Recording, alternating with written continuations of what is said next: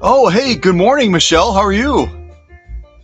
Yeah, I decided to start the live stream a little bit early to kind of let folks know, hey, this is happening because I didn't do any pre announcements of it. And Kathi Pecor will be arriving probably a little bit before 11 o'clock. I know she was in the area. So that'll be exciting to be able to welcome her and her to read the story that ended up resulting in her winning the grand prize, this really cool 170th limited edition anniversary model, the Class 15. So we're going to crank off stuff on it today and do all kinds of cool stuff. So yeah, hang in there. We'll start soon. We'll start soon.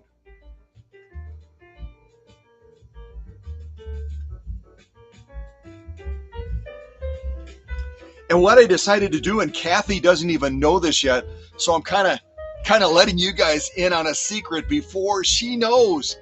Um, Everyone saw this 170th anniversary machine through the entire Calico campaign, as I was talking about writing stories and kind of creating a city like this, whether it was in California, Tennessee, West Virginia, North Carolina, South Carolina, blah blah blah blah blah blah blah blah.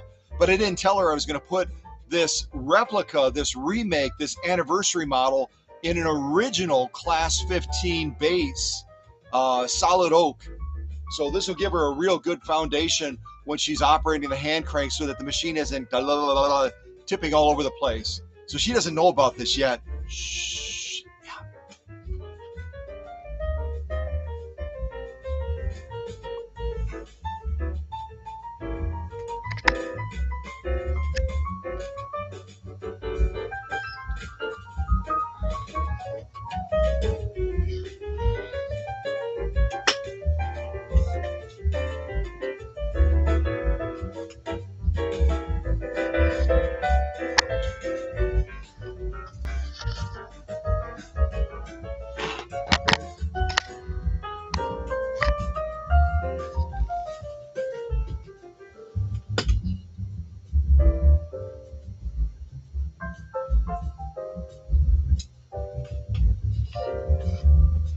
Oh, I just noticed that slipped out of there.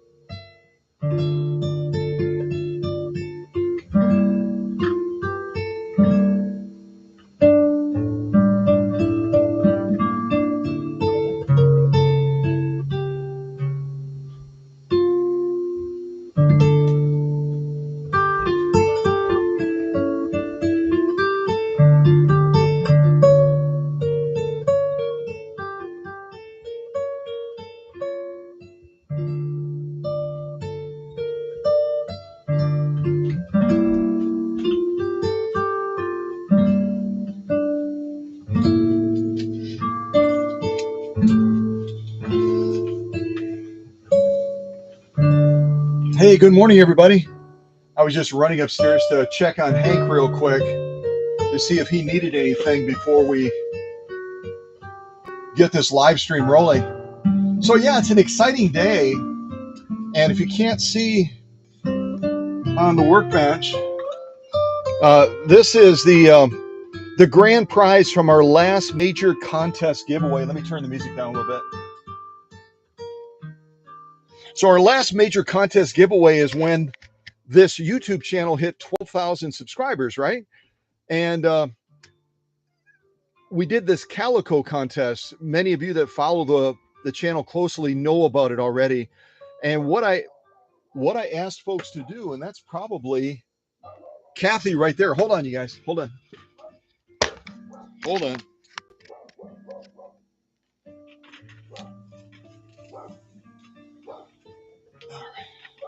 I'll be right back.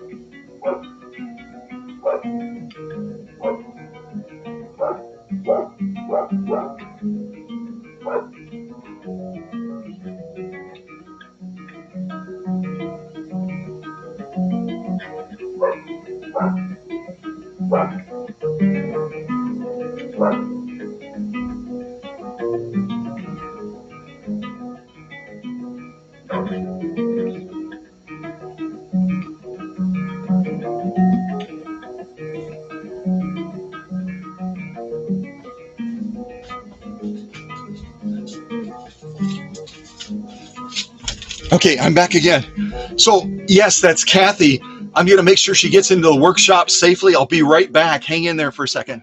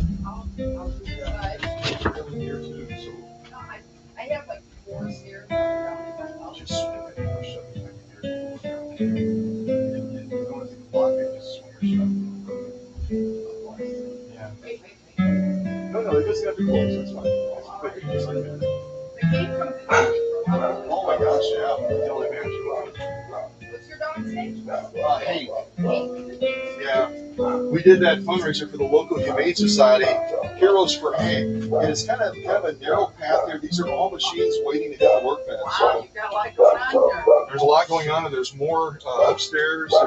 I have one in my trunk or in the back of my car if you want it. If not, if not, it's free to anybody that Sure wants to come along and take it.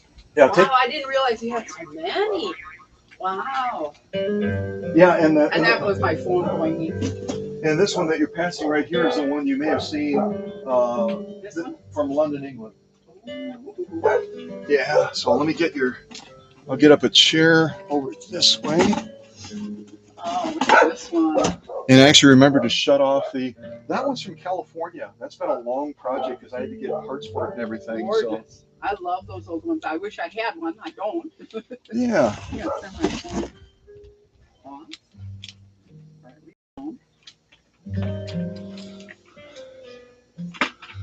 So Kathi Pecor is here. MC, say some good mornings to folks. I already said hello to Michelle. I'm saying hello to Emma and to Sunny as well. Welcome to Sunny. So come on in this way, Kathi. Okay. It's going to be a little bit tight quarters. You'll just have to kind of plunk down there. And hello, people. So this is Kathi Pecor. Mm-hmm. Let me kind of shift this a little bit.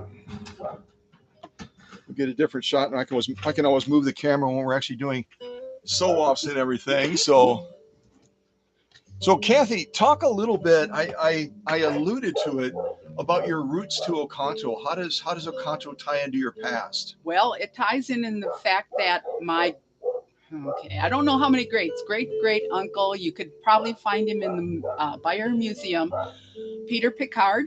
Okay. I'm not sure if it was on his own, but he pretty much founded Oconto. Okay. But before it was Oconto, it was Frenchtown. And there still is a French Quarter of sorts here. And that's where my parents grew up. All the Pecors are from that area. There's Pecors all over the place. They really branched out because they were big families. Okay. And originally, the Picard brothers came here through Canada, escaping the French army. No kidding. They were deserters, bad boys. And they came here, and like I say, down through Canada. And Peter Picard married a Native American chief's daughter. Oh, wow. I don't know which chief. I don't know if it was Oconto, because that's why Oconto is named Oconto, after a chief, I believe. I hope I've got it all right. Sure. I'm sure somebody out there that knows more of the history will. Somebody's going to fact check this, right? Yeah. We're going to find out the real. But I think all of the information is at the Bayer Museum here in town. Which I've never visited. Isn't that a travesty? I've been here three years plus. Oh, has it been 3 years? Yeah, okay. And I haven't made it to the museum yet. I know a number of people that have visited it, and I know one lady that works as a waitress at the old Wayne's restaurant that I remember Wayne's used to actually work at the museum part-time. So yeah, there's a lot of folks are aware of that. Yeah, and the Pecors married into a lot of families that are still up here. Risto and Breed is a popular name up here. Brabant's one of the most popular because they were a real big family, and my cousin married Joe, and Joe was known by everybody in town. Everybody. Wow. Okay. He made sure that he knew just about everybody. So, but that's kind of it, And then my family, my parents moved down to New Berlin and kind of stayed in that area. I grew up around that area. Nice. So now, how far did you drive to come to? I know you've been up in the area for a couple of days now, or I started out in Wrightstown. My brother moved there. Wrightstown is okay, just south of De Pere. Okay, not a huge trip then. I mean, no, about an hour or so. Well, a little more.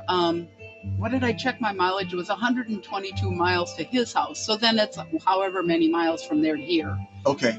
And then I'm staying with my cousin, which anybody that might be in town knows, Ina Brabant. Okay. And she lives a little north of town, out in the middle of nowhere. Now, where do you call home now, though? Is it Sullivan. And that's west of Milwaukee, west of Waukesha. That's down there. Oconomowoc a little farther west, and I'm kind of like halfway between maybe Milwaukee and Madison. Oh, okay. So you came. I mean, that's a more significant drive. I mean, if you factor that in, probably total distance close to 200 miles one way. Then. Yeah, about that. Yeah, about 200 miles. But it's been good driving weather. At least we don't have to contend with the winter, or we have a little bit of. For those of you that don't know, we have a little bit of a rainy season going on right now. In May, everyone talks about April flowers bringing May flowers. Well, we're getting rain in May. I don't know what that'll bring in June, but something, probably. But it's so good to have you here in the workshop. And and it's a culmination. I'm obviously going to invite you to share your story today. I've actually got a big printout right here, Grandmother's Legacy, and but talk a little bit about what inspired you to write this story as you looked at stepping into this contest. What gave you the vision for Calico? Okay. And real quick, I'll show you guys closer up. For those of you that don't know about Calico, or kind of the vision that I gave all of the authors, this is kind of the cityscape or the townscape that I gave them to kind of work with. And then what they did is they came up with their own flavor of that town. They came up and talked about some of the people there, perhaps. They talked about some of the businesses there, one of which, of course, is Cow Country Vintage Sewing Machines. This community is really big into quilting, as you may have seen in some of the shots on Facebook. And so they would kind of build their own vision, their own culture of the town, and tell a tale. So with that, I'll kind of put the camera back up here and invite our honored guest here, Kathi. Honored.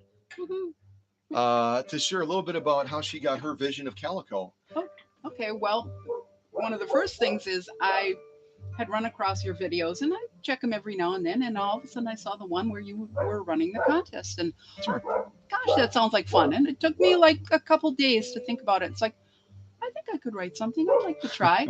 But then I looked up the different calicos in United States and came upon the one that is right now, it's a tourist attraction as a ghost town out in California. Yeah. But I'm thinking about, well, what would that have been like to move there in the first place? And I have to tell you, my story was way over 1,000 words. I mean, way over. So I had to cut it down to get it closer to that 500 mark that you wanted. Oh, yeah. And that was a ballpark. That was a ballpark. But it was, I thought, well, gee, this is way too much. So I had a whole backstory, and it just flowed out of me. I don't know why, but isn't that exciting? I started thinking about, maybe this little girl that lived in this town and trying to, get along with everybody that was there. And then the story about, well, her parents passing, and she was there with her uncle, and they started the general store, and it just kind of blossomed from there. And I have a whole bunch more I could write about. Well, maybe we'll do another follow-up to Calico with our next major contest giveaway. All of you that kind of look at the numbers in that, you probably already know that since this contest ended not too long ago, we've already added another close to 300 subscribers. So we're almost a third of the way to our next major contest giveaway, if you can imagine. So Kathi will keep her feelers up, and maybe we'll do another writing contest and see where that goes. Maybe it'll be a return to Calico, kind of like a return to Mayberry, when Andy and Barney and everybody came back to Mayberry and everything was different. So maybe we'll talk about more of a contemporary Calico. Who knows? But so it just kind of, you didn't have any writer's block. It just raced once on I got you. the idea, it flowed out of me, and the whole backstory about her family was in there and stuff. And it's like, well, I cut all that off, and I just started as them living in the town. And I'd like to continue now with, okay, she got her grandmother's sewing machine. Let's move on, and what she does with it, and the other ladies in town that maybe do quilting, and teaching her how to do it. All these things.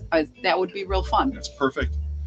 Well, and obviously the judges and myself loved it. There were so many good stories. There were so many great stories. You read all those. I wanted to share them, so people could really appreciate. And whether it was Chris from California, there was the one about Heartbeat of a Town, and then I think it was it Hillary? I'd have to look back, but we had a second runner-up, a third runner-up, sort of a thing, and then the grand prize winner, which turned out to be you. But the judges and I struggled, between. And I'm trying to remember all the judges. Whenever you're on camera, if none of you have ever been on camera before, your mind just kind of has a meltdown, and you're like, wait, where am I again? But all of the judges, they loved the stories, and I communicated that several times. That the stories were just fabulous. I'm going to look at the chat real quick and see if I want to welcome anyone else. Let's see. Oh, I've never met Mims before. I don't know who Mims is. G. Alexander, good morning. I've already welcomed Sunny and Emma and Michelle. Let's see.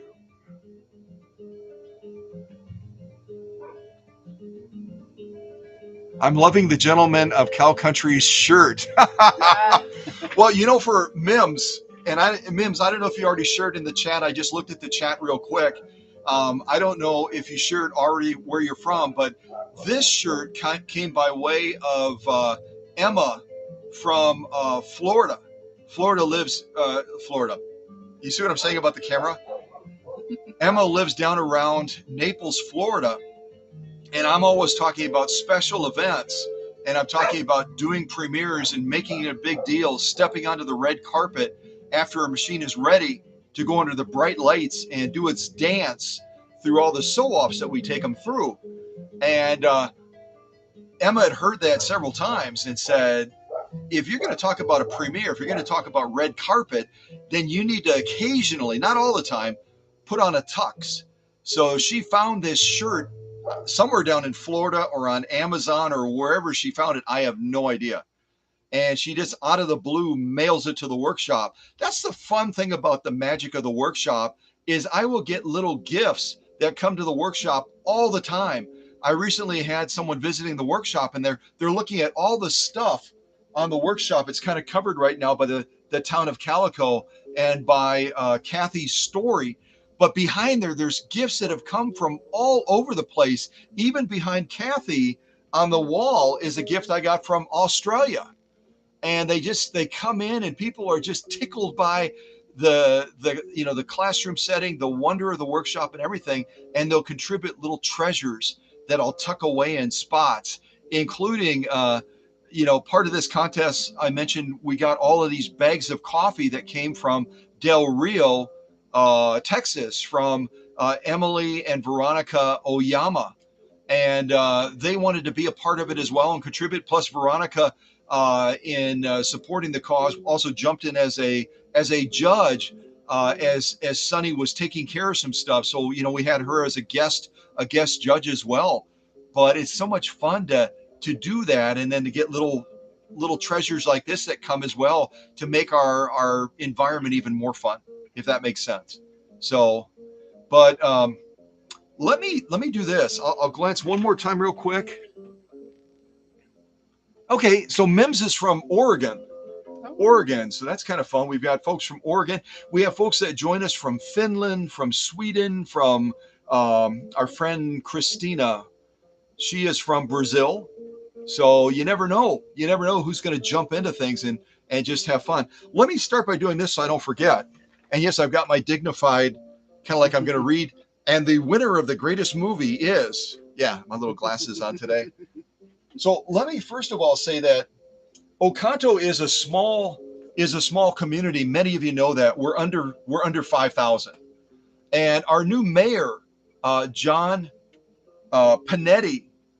I had the old mayor's name stuck in my head because I sat on a board with him for reviewing property taxes and stuff. So I've got to get used to John's name now. I just call him John or Mr. Mayor.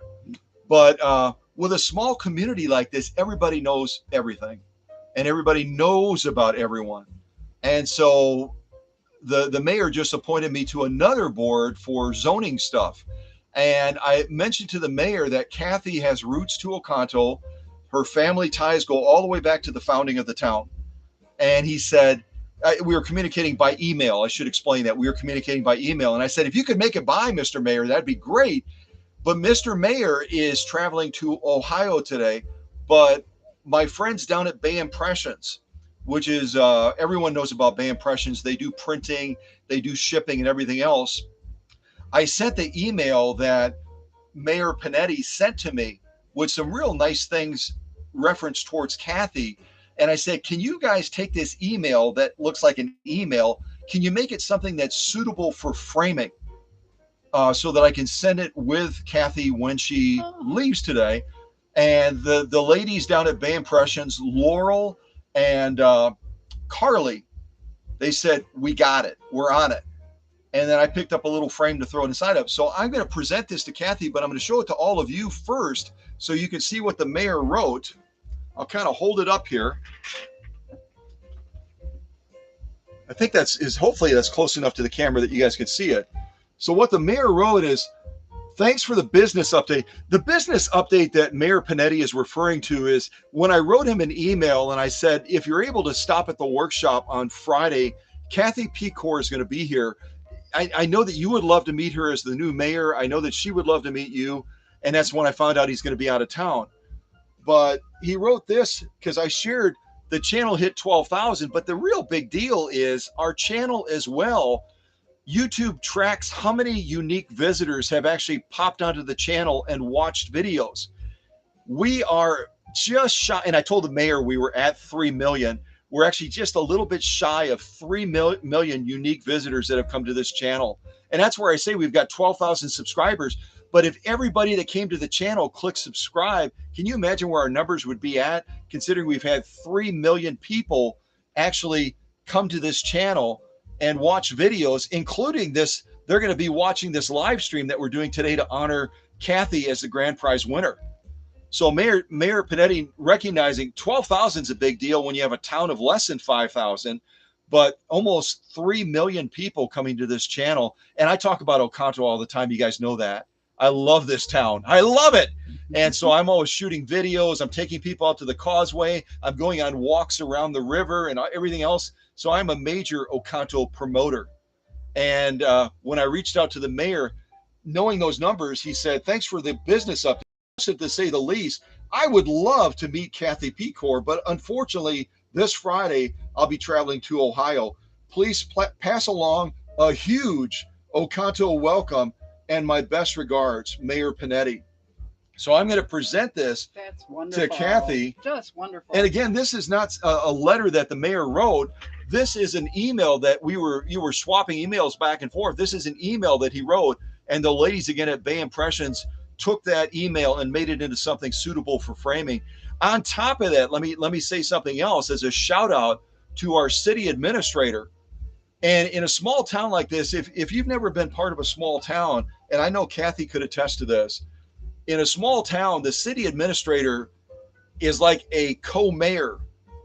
She is involved in every aspect of city operations and making decisions and supporting the mayor and keeping him up to speed on all the different things going on in the city. So when it came to Brittany, who just stepped into that role as we were going through a mayoral race here, because our past mayor had some health issues and just, he'd been mayor a long time and just decided, you know what, I'm going to hang up the shingle and go to Florida and just kind of relax for a while. So then we get a brand new mayor, we get a brand new city administrator, and both of them are aware of Kathy's visit today. And Brittany, who acts as the city administrator, said, Scott, I tried everything to get out of meetings because she's always involved in different meetings with the city council and everything else and helping to manage things with the city along with the mayor. And she said, I tried everything. I tried moving mountains so I could come meet Kathi, and I couldn't do it. But would you also give her my best regards as well and say we're so glad to have her as a founding member, in a sense, of our town. And hopefully we'll have a chance to meet in the future. So the mayor, the city administrator, everybody knows about Kathy's visit today to the workshop. That's why I say she's kind of a VIP. Oh, wow. And it's great to have her here. So, well, it's great to be here. This is wonderful. Just wonderful. Oh, yeah. So someone is asking, I'd have to look. Someone had asked about where's the workshop? Where's Oconto? Oconto is about 25 miles north of Green Bay. A lot of people know about Green Bay because of the Green Bay Packers. They know about, Green Bay has other bragging rights as well. But most people that don't know the smaller towns, when you say, oh, we're 25 miles north of Green Bay, Wisconsin, most people will say, oh yeah, I know where that is. And we're Oconto is right on the Bay of Green Bay. So, I mean, we have the Bay of Green Bay here. We've got the Oconto River as well. And some of these things I've already shown and actually recently showed the causeway as well, which is a really unique man-made road. It's called Splinter Way that extends about a half a mile into the Bay of Green Bay. And I've taken many of you on little trips. And recently we went out there as I was planting some wildflower seeds at the end of the causeway, because when they redid part of the causeway road, they ended up killing off all of the wildflowers that were just gorgeous running all the way down the causeway. So I decided to be a rebel. And if any city officials watch this and go, you probably should have gotten our permission to plant wildflowers before you did it. What do they say? It's always easier to ask for forgiveness than for permission. So I did plant a bunch of wildflowers that will attract hummingbirds, will attract, what was the other thing? Butterflies and hummingbirds. So eventually, the city will thank me for that, I'm sure. But those came by way of Maddie, also from the Naples, Florida area. We've got Maddie and Emma that are from that neck of the woods. And when they heard about all the wildflowers being destroyed or eradicated when they redid part of the road going down the causeway, they said, we need to get those wildflowers back. So that's what I was doing recently in a video I posted on Facebook, is sprinkling all the wildflower seeds on this little section at the end on the left side. So hopefully eventually, with all the rain we've had, they'll come up. So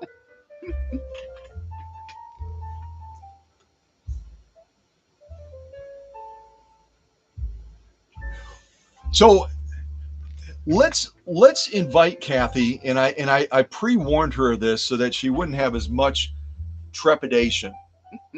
I wanted her to be able to read this story that she wrote, because it dazzled the judges, it dazzled me, and we ultimately, with all of the great writing pieces that were submitted, we ultimately picked Kathi's piece entitled "Grandmother's Legacy." So I want her to share that with you now, because I read it to you, but an author reading it is usually going to be better than some guy. Hopefully. You can submit your reviews. So I'm going to shift. You can actually see Kathi very well from there. Plus, you can see her machine in the backdrop. Let me change that a little bit. So I'm going to grab this story back here and hand it over to our grand prize winner. I'm even going to turn down our jazz music for a moment, if I can get to it. Let's see here. All right, I got our jazz music turned down as well. So, Kathi, go ahead and read your story, would you? Okay.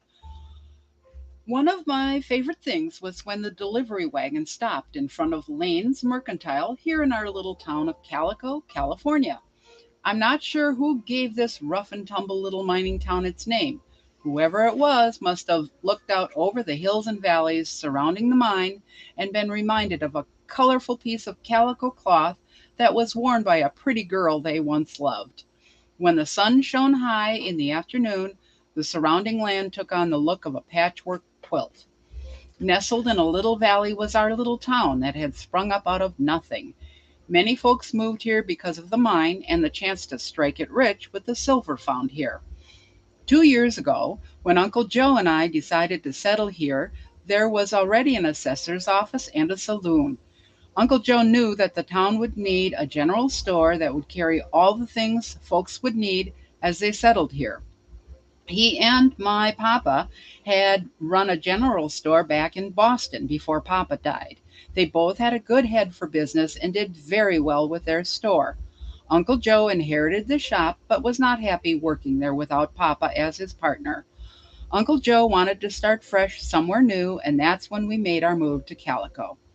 When Uncle Joe and I stepped out onto the porch of the Mercantile, the delivery driver was already untying the ropes that held all the parcels in place. The 2 horses hitched to the wagon snorted and stomped, anxious to get a little treat. After so many deliveries to our store, they came to recognize me. I gave them each a couple of sugar cubes, an apple, and a scratch behind their ears. When I had to take my turn bringing in the parcels we had ordered, I managed all the smaller and lighter packages that I could carry and piled them up onto the counter inside. Uncle Joe and the driver hoisted boxes and barrels of supplies and carried them back to the back of the store. There was one item on the wagon that was carefully wrapped in a thick blanket tied with rope. It wasn't very big, but it was too heavy for me to lift on my own. Uncle Joe lifted it from the wagon and carefully placed it on the counter inside. Just then, our friend Scott Geller arrived to see what had just been delivered. He owned the Cow Country Sewing and Repair Shop just up the street. He was almost as anxious to see what was inside the package as I, but I already knew what it was. It was both a sad and happy moment as we unwrapped the package. Grandmother had passed on a few months earlier, and many of her belongings had been sold or given away, except this one.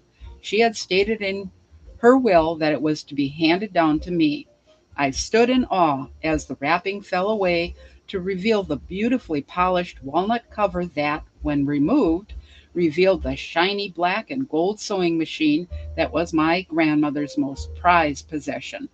My grandmother was a skilled seamstress and took great pride in the beautiful things she had sewn during her lifetime.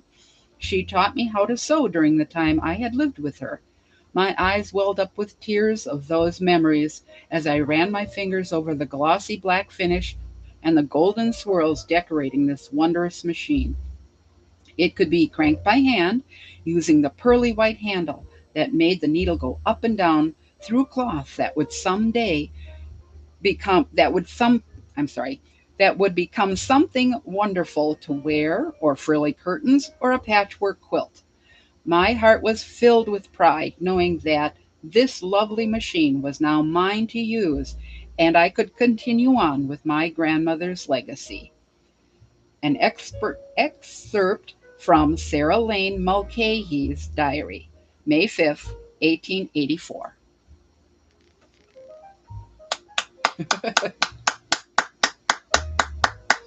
Very well done. Thank you. See, I'm used to being a goofball in front of the camera. Kathy is not, and she did a beautiful job in reading this story. So this story again is the grand prize story that myself and the judges picked out.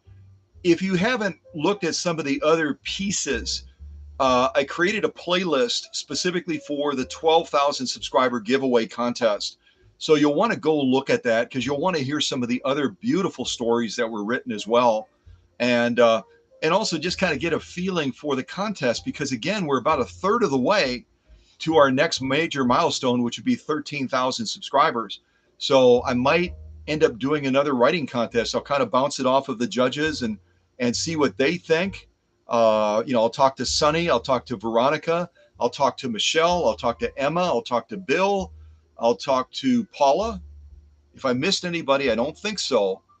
But those are all of our judging team now. And it's always a tough call.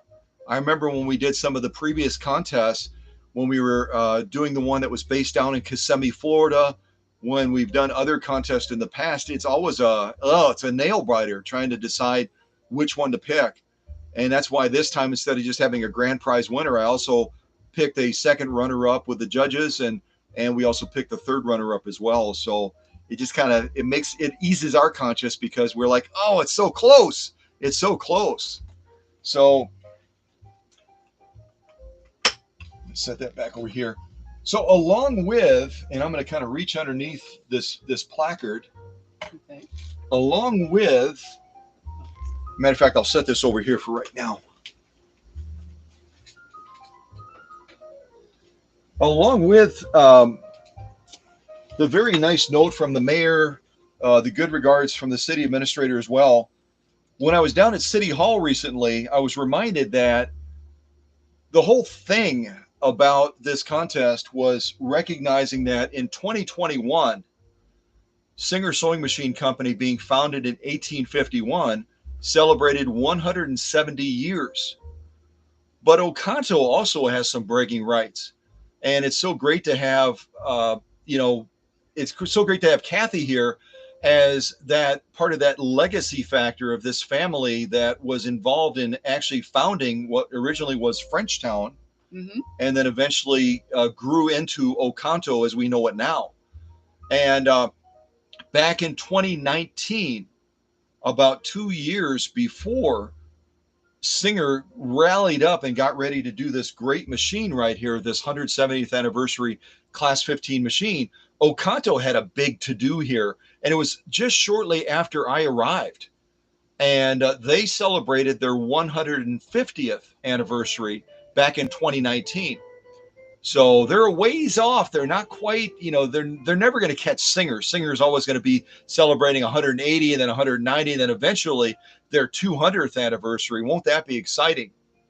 But Oconto has bragging rights because back in 2019 they hit 150, and in order to recognize that major milestone of 150 years after being founded as a town, originally as Frenchtown, as Kathi shared, and then eventually it grew into Oconto, they put together a real neat little card and a commemorative coin that is stamped with the 150th anniversary. It's got a bunch of other blah, blah, blah stuff on there. You guys know me. I don't know all that it says.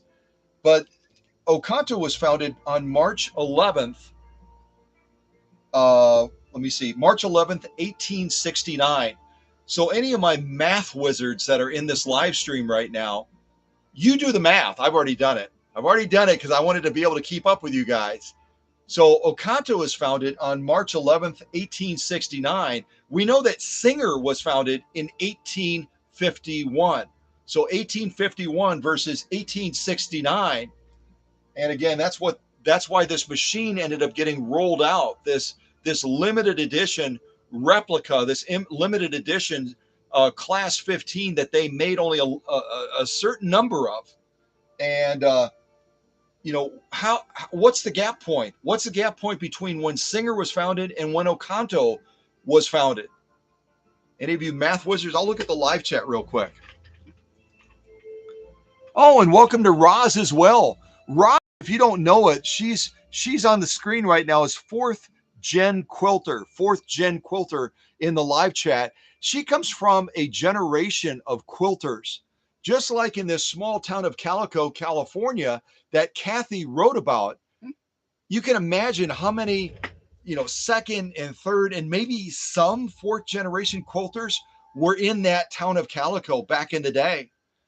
And it's so great. It's always great to have all of you here on a live stream joining and celebrating different things that we are celebrating. Today, we're celebrating the great story that Kathi Pecor wrote. Today, we're celebrating the founding of Oconto back in 1869, and also the founding of Singer Sewing Machine Company back in 1851. But there's only a gap point. If anyone wrote it down, it doesn't look like anybody is feeling like doing math today, and that's okay. Fridays, most people don't want to do math on Fridays. I really don't want to do math anytime. But thank goodness many of you that are part of this live stream, you guys are good math people. And you know that the gap point between when Singer was founded and they celebrated 170 years just back in 2021, and Oconto was founded, back in 1869, that's only 18 years of a gap point. Singer is founded, and a short 18 years later, in the grand scheme of things, the town of Oconto was founded, originally being called Frenchtown, and then ultimately being called Oconto. And this lady right across from me, her family goes all the way back to that founding back in 1869. That's crazy. That's absolutely crazy. But I also want to present this limited edition coin as well to Kathi to recognize the roots of her family going all the way back to the founding of Oconto. Well, let me do it the right way. Going all the way back to the roots of the founding of Frenchtown / Oconto as well. And I explained to the city officials when I was down there, I said, I'm not just buying this coin for anyone. I'm buying it for one of our original family members that can go all the way back to the founding of our town. And they just kind of dropped their mouth open and went, what? Who is she? I said, talk to the mayor, talk to the city administrator. They know who Kathi Pecor is. So that's for you as well. Thank you. Yeah. Oh, that's beautiful. It's a beautiful coin. And if Kathi wants to eventually take it out and show you guys, that's cool. Otherwise, I've got another one in reserve, and I can take it out and show you guys afterwards or whatever. So it's fine. I want to see it, so let's take it out.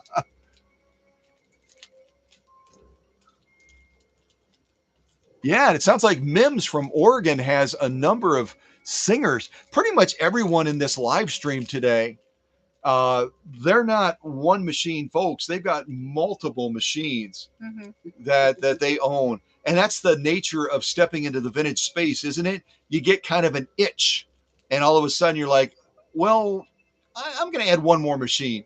And then you go, I'm just going to add one more machine. And eventually, as the saying goes, well, how many machines is enough when you collect vintage sewing machines? Just one more. Just one more. That's all we need. I don't know if anybody, I don't want to take it out of the little bag, but if anybody can see that up close. Oh yeah, yeah. Hold that up to I'll the hold it up to camera. the camera. Absolutely. And they did a brilliant job. I'm going to try to bring the camera so I can also see.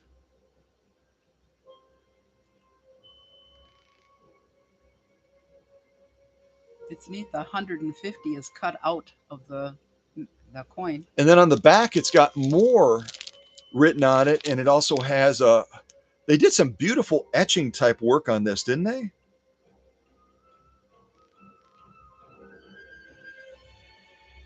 So, anyone that says small towns, do they do things in a big way?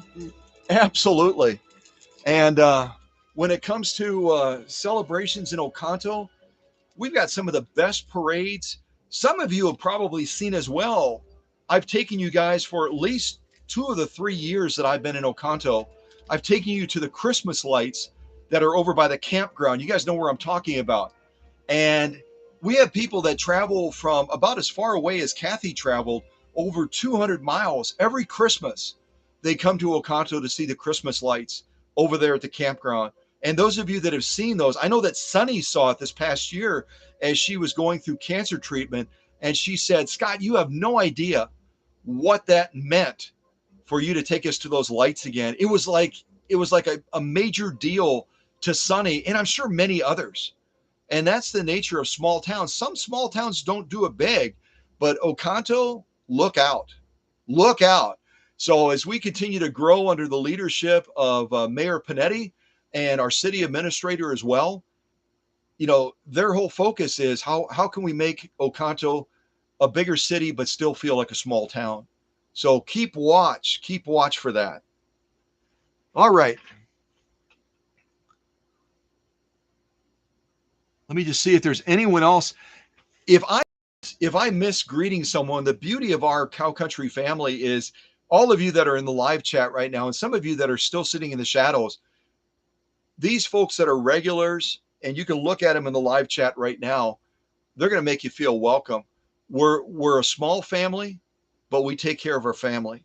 And so when you're here, I've had a number of people that came for the first time, and they said, I felt so welcome. I've been in other groups where you almost feel like you're kind of being hedged out as a newbie.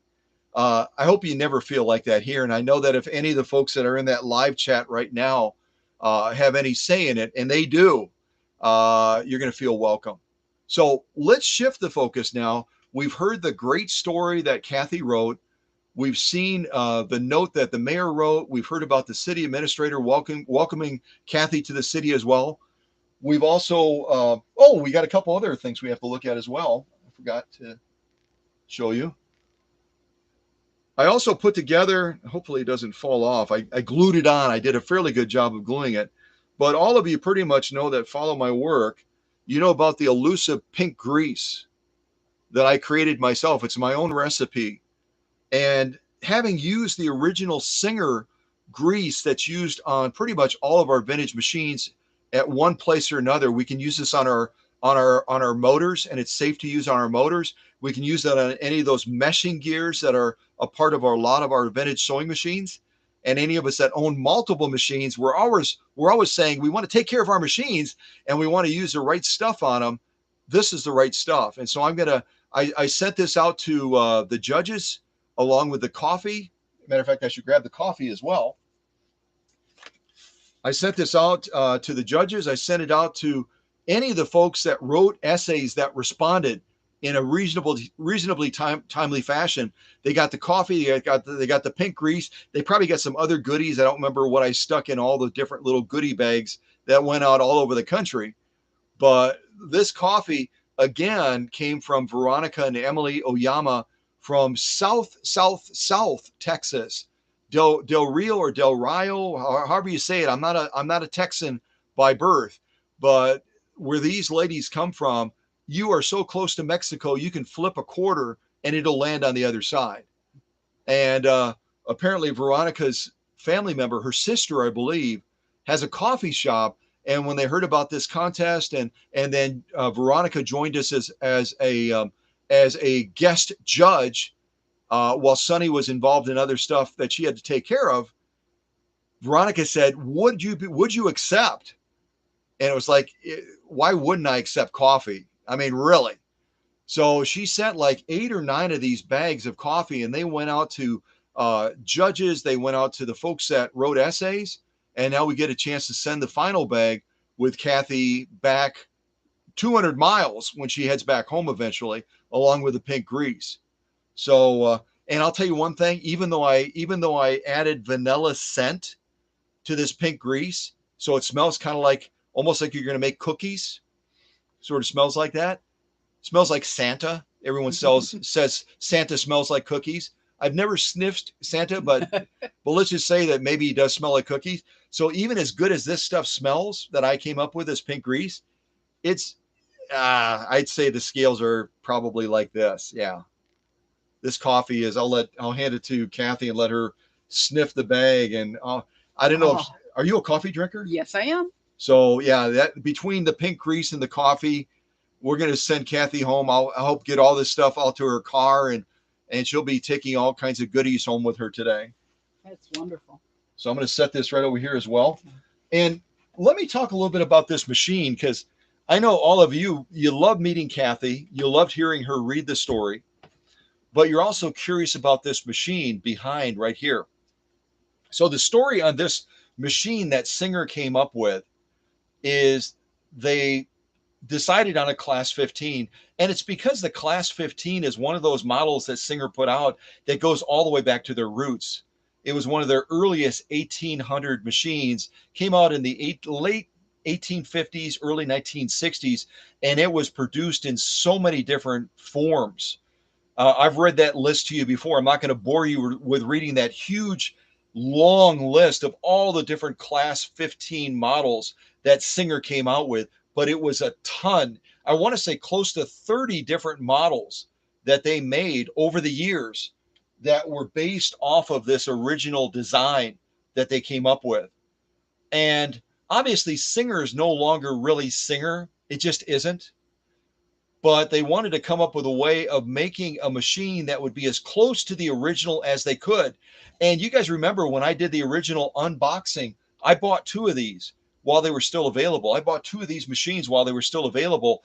And when I evaluated this machine with the unboxing, certain parts of it, you can tell that they weren't quite made to the grade of the original machine. But these machines were selling for, and it's not a big secret, they were selling for originally when they came out with these replicas for somewhere between $150 to $200, somewhere in that neck of the woods. Now, if they tried to reproduce the exact original Class 15 machine that came out in the late 1850s, early 1860s, they wouldn't be able to sell it for $150 to $200 and make any money these days. It would be probably $700, $800, $900 machine, and then they would have to beef it up a little bit as far as cost to make money on it. So, but when I went through this machine to get it ready for Kathi to take home today, I was impressed. You know, some of the chrome parts, it's a thinner gauge chrome, but it's still beautiful. You can see that when we get closer to the machine. But the overall construction of the machine, when you weigh the machine, and I did that during the unboxing, it's the equivalent weight, nearly the equivalent weight of the original machine that came out in the 1850s, in the 1850s to 1860s. So they built it well. Now, does anyone remember? I'm going to test your memory here. If you watch that original unboxing, when I took these out and we evaluated them, we kind of looked them over and stuff. Where was this machine actually made for the replica version that rolled out in 2021? Kathi knows. She'll be your lifeline. You can call her. You can call my phone right now, and I'll put you on the phone with her, and she can help you out. She can be your lifeline if you don't remember where this machine was actually made. Kathi knows. So I'm going to look at the chat and see if any of you students and fellow teachers, any of you folks that are the smartest folks on the globe that are part of this regular classroom, do any of you remember?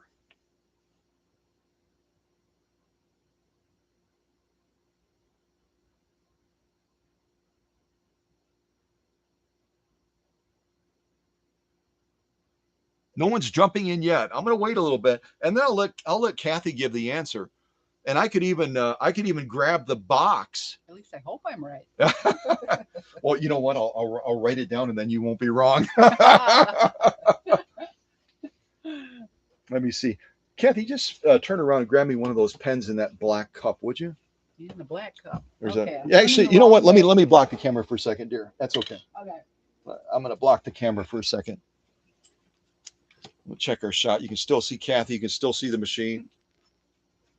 So I know it's on this box somewhere because I saw it. So this, I'll just show you guys this as well. And you know, when it comes to anything that has value, if you can have the original box that it came in, who knows, 10 years, 20 years from now, whatever. This is the original box that Kathi's machine came in. And they did a really good job of packing it. And there were all kinds of extra goodies. I'll show some of those things to you, and then Kathi will take all that home with her as well. But the only thing they didn't have, as I looked at all of the great stuff, it came with the machine. There was a hand crank in here as well that I have mounted to the machine right now. And it's really a gorgeous hand crank that has embossed on the side in the metal. Singer as well. They embossed Singer on the faceplate also, which I'm not aware of any other Singer models that embossed on the chromed faceplate. They put the name Singer. But when they did this replica, kind of like things being done in Oconto, they wanted to do it right. Kind of like my friends down in Texas say, do it big or go home. And so they did a brilliant job. But the only thing that they didn't do in making it a hand crank, and I thought about this, is when you're turning a hand crank, you're putting quite a bit of force onto that hand crank, even if it turns easily. Even if it turns easily after I've serviced the machine, having it in a base makes all the difference in the world. And I started this live stream before Kathi arrived, and obviously she's driving, so she wasn't watching the live stream. So she doesn't know the story behind me being a sneaky guy and saying, I'm going to take this replica machine and I'm going to move this box now. I'm going to take this replica machine and I'm going to put it into an original oak base that a class 15 back in the day would have been mounted in. Now you can also add a cover to this, a bentwood cover. I don't have a bentwood cover to match it, but I thought to make this a machine that's not only going to be beautiful to look at, but also practical to use. Singer didn't do it when they put together this great 170th anniversary package, but we're going to do it right. And so I mounted Kathi's machine in this original oak base. So when we're doing some of the stitch offs today and turning the hand crank, you're going to notice the machine is nice and stable. It's not wiggling around at all or anything like that. They built great pedestal feet for it, so it's got a stable base even without the oak base that it's in now, but it's going to be better. And one of the things we talk about on this channel all the time is constant and never-ending improvement. So since Singer, by way of the country that we're going to mention shortly, let me look at the chat, see if anyone got it. No idea. Sonny put China. Oh,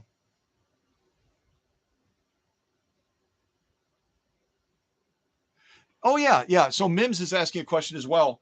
So no one has gotten the answer right yet. So I'm going to write down the answer. And then to confirm what I think probably Kathi already knows, I'm going to slide her the answer. And then you guys will know, or you'll be reminded where this machine was made. Mm-hmm. Kathi already knew it, but I'm going to be dramatic and hand her the paper, kind of like we're at the Oscars or something like that. And then she can read it and show it to you. But to answer the question of how heavy is the base probably adds about a little bit shy of 5 pounds to the overall machine assembly. It's not a super crazy heavy base, even though it's oak. So between the machine and the base, you're looking at probably about a 30-pound package, something like that. So I'm going to be a gentleman and carry it out to Kathy's car today. But once she gets it home and gets it positioned wherever she wants it, she'll be able to crank off anything from leather to cotton to a lot of the things we're going to sew today on it. And it's going to be a nice, stable sewing base for her. So about between the base and the machine, right around 30 pounds. And again, the machine itself, from when it was made back in the day to where it was made for this replica purpose, they're going to be real comparable in weight. I think I weighed this in. You'd have to go back to the video for me to be absolutely sure. I want to say about 25 pounds, somewhere in that area, 24, 25 pounds. And I think the original Class 15, the 15-1 that would have come out in the 1850s going into the 1860s, would have weighed probably around 27 pounds. So only about a 3 to 4 pound difference between the original machine that Singer made and this replica that was made, drum roll, in what country, Kathy? India. This was It's made. hard to see it, but Yeah, no, they can see it. Absolutely. okay. This was made in India. Or should I say it more appropriately? This was made in India. India. I'm trying to do an Indian accent and I'm not so good at it. Don't do it. I've got to have more telemarketers calling me from India as they're going, would you like to buy life insurance from me? Wow. And no offense to our Indian friends. I've got friends that are from India and I love them all. But there's we get a certain vision in our mind, don't we, when we hear about folks that are from India, that classic Indian accent. And I think, India and Indians are different. But remember, Kathy mentioned that that there were Native Americans going all the way back to Oconto. Oconto has Native American roots, and the name Oconto has Native American roots, if I'm correct on that. Mm-hmm. So yeah, we've got, and that's the nature of this channel, isn't it? We have folks from all around the globe that come to this channel and are part of the Cow Country family. So if we have friends from India that want to join us, because when I look at the stats, we've got a lot of folks from India that watch this channel as well. So welcome from India too. Yeah. All right, let me look at the chat real quick.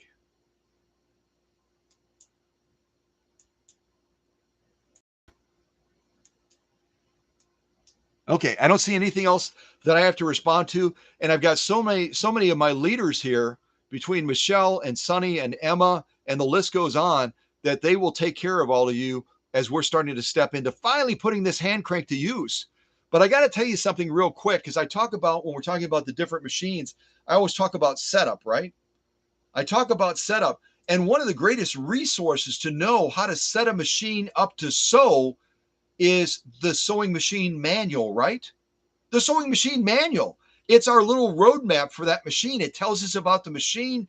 It tells us how to set it up. It tells us how to position that needle, how to thread the machine, all the different blah, blah, blahs, so that when we finally sit down to that machine and we start stitching with it, it sews beautifully, right? That's our guide.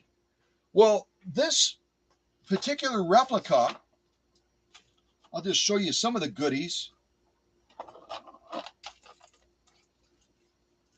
So this particular replica, and I'll hold it up so that Kathy can see it, and then eventually I'll hold it up to the camera so you can see it a little bit closer.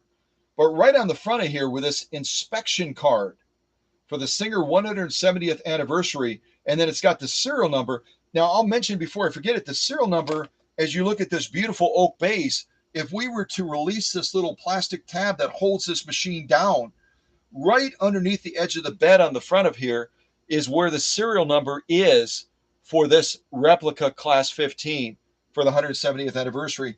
They decided probably that it would be cost prohibitive to do brass plates over here where they normally would do it, just in front of the pillar, like on most Singer vintage sewing machines. So they basically stamped it into the under edge of the bed right here. And it looks really good. It's easy to read and everything. So, but they've got their inspection card right here. I'll kind of hold it up to the camera. And that's where you can see clearly made in India. And then on the back, they've got basically a checkoff thing, so that if you want to return this thing, and you're not going to return it to India, obviously, you're going to return it to the Singer approved distributor that would have sold this machine to whoever bought these replica machines back in 2021. And there's different points on the back. I'll show you after I read them. If you're not happy with the paint, if you're not happy with the electroplating on the chrome pieces, if you're not happy with the workmanship, if you think the machine is too noisy, or you think it doesn't sew properly, you can sign this little card on the back, as I'll show you now. You can write your name and address, and you can look at a way to try to return this machine back to that approved Singer distributor that sold it back in 2021. Now, I don't know, out of all the machines that were produced in India and were sold to various people around the country, or maybe around the world, with different people wanting to have this collector's version of the 170th Class 15 machine. But I can tell you, as I sat down to Kathy's machine over the last couple of weeks, and I wanted to get ready for this big event today when Kathy was going to come to the workshop and pick this machine up, I went through the machine. I did my deep cleaning. I did my servicing of it, got it all good to go. And then I went to the manual that they supplied, which looks like this right here.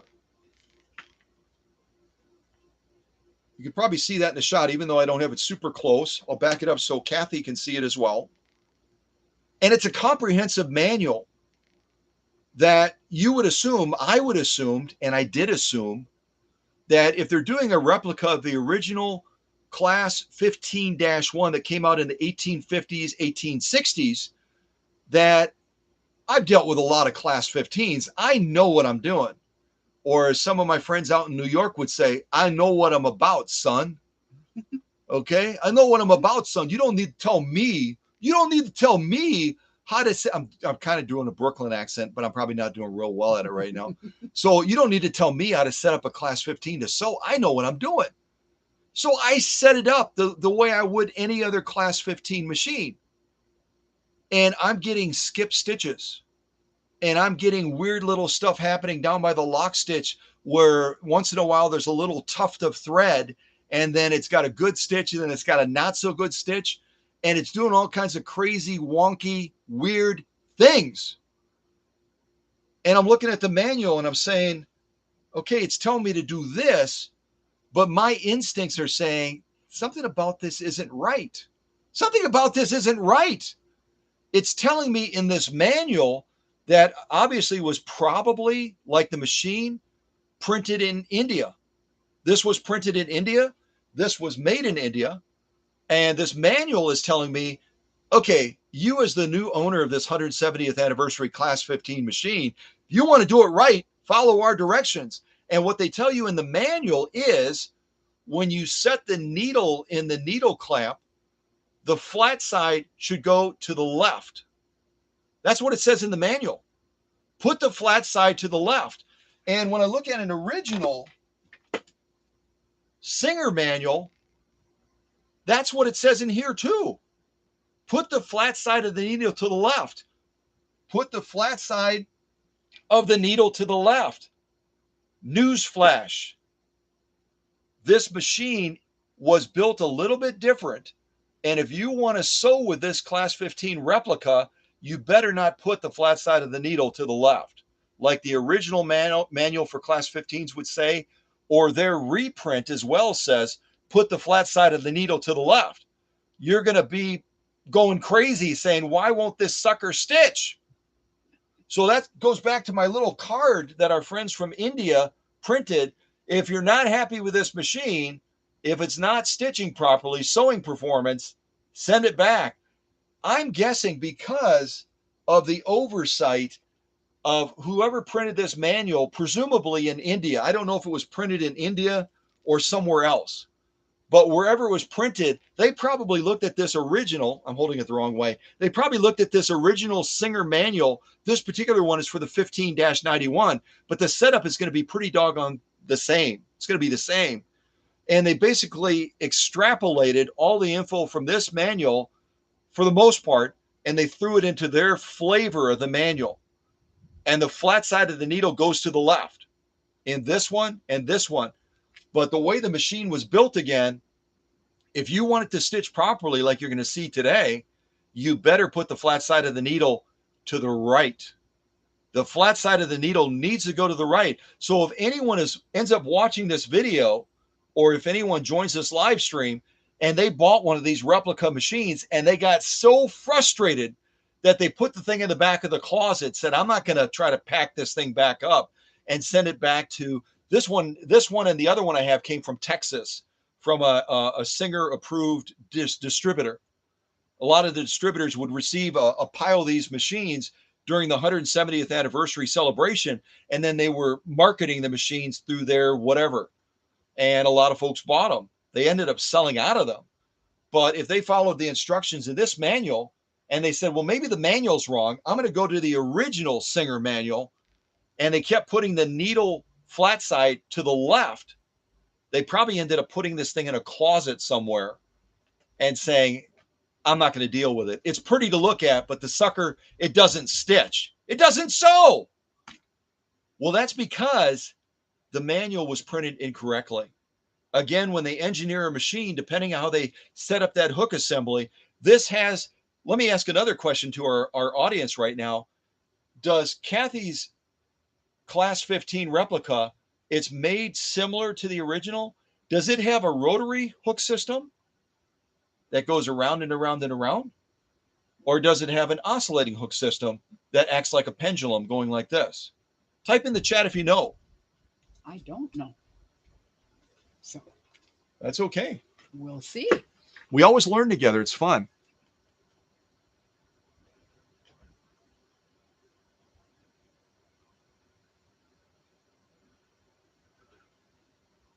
I don't see anybody jumping in on that yet. So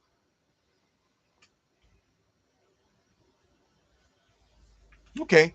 So we got two very courageous leaders that stepped out there boldly and said, I'm not absolutely sure. I'm not 100%. Even our new owner of this machine, Kathy, said, and I always respect people that says, I don't know, but we're going to find out. Kathy says, I don't know. Is it a rotary? Is it an oscillating? And I think Emma said oscillating. Sunny said rotary. It's actually oscillating. So when this sewing machine is operating, it's acting like a pendulum. If you can imagine, that hook system is rocking back and forth like this in order to rock up to catch that thread, create that lock, come back around, rock again, going back and forth, back and forth, back and forth. So, but when this was set up, it's mounted on the side. So the hook is mounted on the side, not on the front like some Class 15 machines. And when they set it up and they copied the directions, basically, kind of like being back in school and you're not sure about the answer, but your neighbor's right next to you. And is it A or B? Your neighbor marks down A, you're probably going to mark down A as well, because that person's pretty doggone smart. Well, when they printed this manual, they thought that those original Singer folks, they're smart people. They came up with the original design. So we're going to go with what they said, put the needle flat side to the left. When in fact, because they re-engineered this machine with the replica slightly, and it requires, because of the way that needle passes down, remember there's 10 parts to any needle. There's 10 parts to almost any needle. And I'm not going to name all of them, but some of the critical parts that really determine which way that flat side goes is, where is the long groove on the needle? Where is the scarf orientation or the indentation? You'll look at some needles on the bottom, it looks like there's a little cut in almost. That's part of the scarf assembly. And depending on how the machine is built, it's critical that you put the long groove on the correct side and you put the scarf on the right side. So when it sweeps down and there's that little loop dangling and that hook comes around to try to get it, it's going to be able to get that loop in time based on how the machine is timed. Well, with the replica, if you put the flat side to the left, like the book says to do, and the original book would say to do as well, what ends up happening is you end up not being able to catch that thread in time. So as that oscillating hook is rocking back and forth and that hook is going up and down, it misses the thread over and over and over again. But when you all of a sudden say, okay, we're gonna go with gut and move that flat side to the right, It does beautiful, as you'll see in the stitch offs today. The other misprint in this manual, and again, I'm talking to my friend Kathy, I'm talking to anyone that may have bought one of these replicas, is they tell you in here, put the flat side to the left, you need to put it to the right. They also tell you when you set up the bobbin, we talk about that all the time, right? We talk about setting up the bobbin and how do you put that bobbin case into that, or how do you put the bobbin into the bobbin case? Is the thread coming over the top? Is it coming underneath?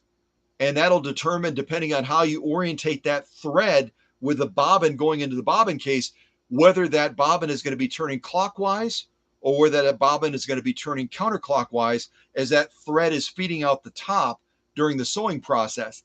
In the manual, it's going to tell you, as a matter of fact, I'll go to that page.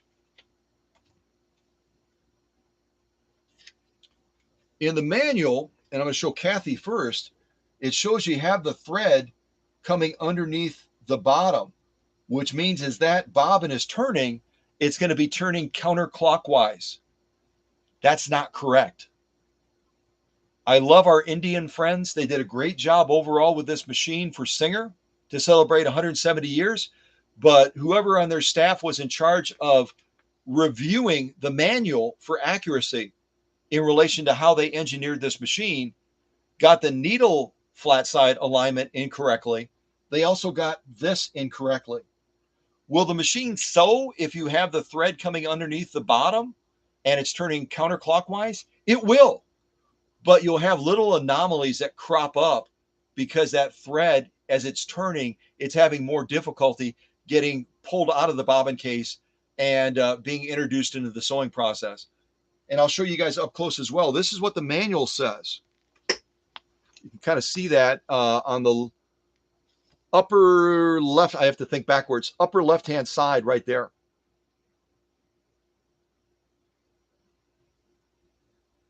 So the reality is, when you're setting up this replica class 15 sewing machine to sew, ignore the manual. Ignore the manual. Just totally, yeah. Just, so remember, when you're setting up the class 15 170th anniversary edition, flat side of the needle goes to the right.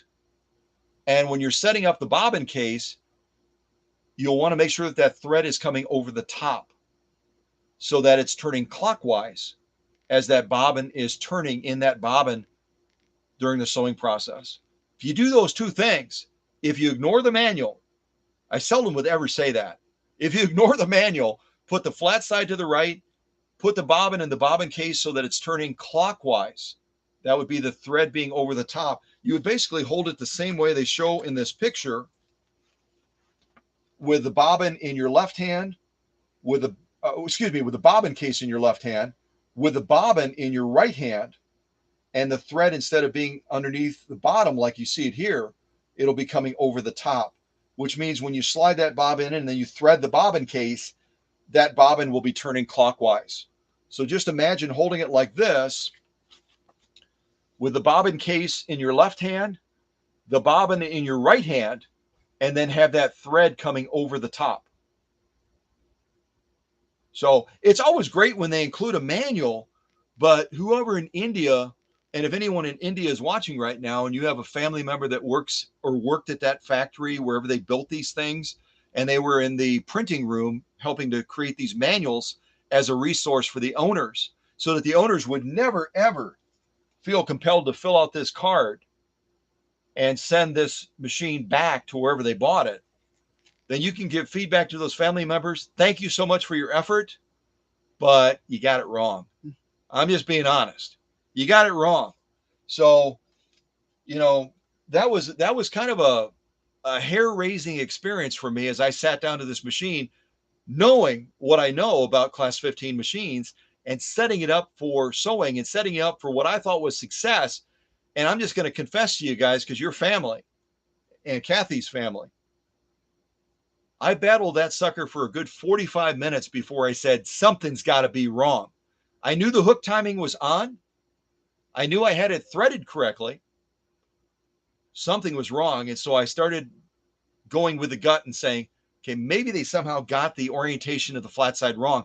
I flipped that needle around so the flat side was to the right, and right away, even stitching, no anomalies on the bottom. And then I went through the fine tuning process. Then I thought, well, I'm still getting a little bit of a looseness on the bottom. Maybe they got the bobbin orientation wrong as well. Maybe it's not supposed to be coming underneath and turning counterclockwise. Maybe it should be coming over the top and turning clockwise. And that hunch was right as well. So never be afraid, to go with your gut. Never be afraid to go with your gut, because you guys are all I say it all the time, you're smart students, you're smart fellow teachers, and sometimes the experts, I don't know, maybe they were excited to go for coffee.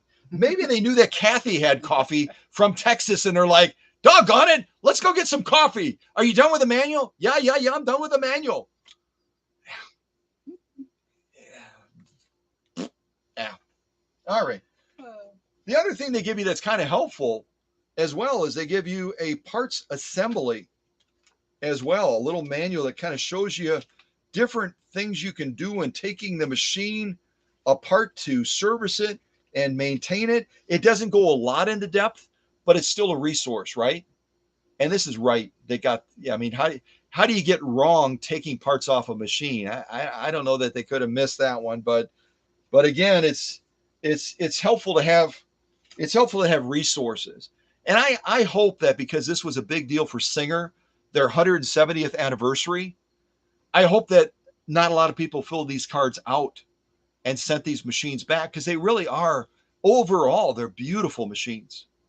And that's why I decided to give this away as the grand prize. It's a beautiful machine. It's going to be a beautiful addition to Kathy's collection of vintage sewing machines. And if someone comes into her space where she's got all of her vintage sewing machines and they say, oh, that's beautiful, is that a vintage sewing machine? She can wink at them and say, yep, it's a vintage, because the base is vintage. The base and the machine are connected. They're connected. And so she can wink and say, yeah, it's vintage, by way of India. Yeah, so she can handle that however she wants to handle that. So, but well, let me put these back in the little cubby, and let's finally, after all the blah blah blah. Oh, I'll show you this as well. They also gave a little box with some goodies in it. They included some extra bobbins. They included a measuring tape, a screwdriver, some Singer needles, a threader, an oiling little bottle with there's actually oil in it too, and it's capped pretty well so it's not leaking at all. Some little caps that you could put on the spool pins so that the thread, when you're winding the bobbin, when you're sewing with the machine, these could go on there. I like felt. I'm a felt guy, so I left these in here for Kathi, but I'm not going to use them. She might decide to use them. And then a little darning plate that slides right over the needle plate cover, which I should point out to not totally ridicule our friends in India that got the manual wrong.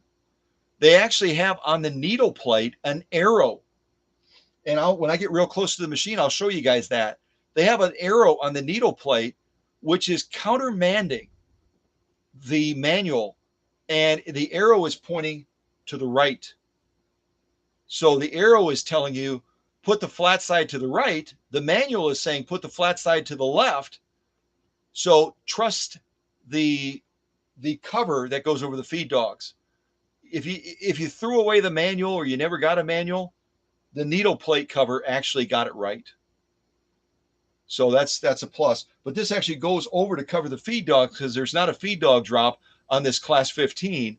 And that way you can do free motion quilting. You can do freehand embroidery, which, considering it's a hand crank, if you're turning the hand crank and you're trying to manipulate the material, that's going to be pretty challenging. So you recruit your neighbor, a family member, or a close friend, or a very clever cat that knows how to turn things.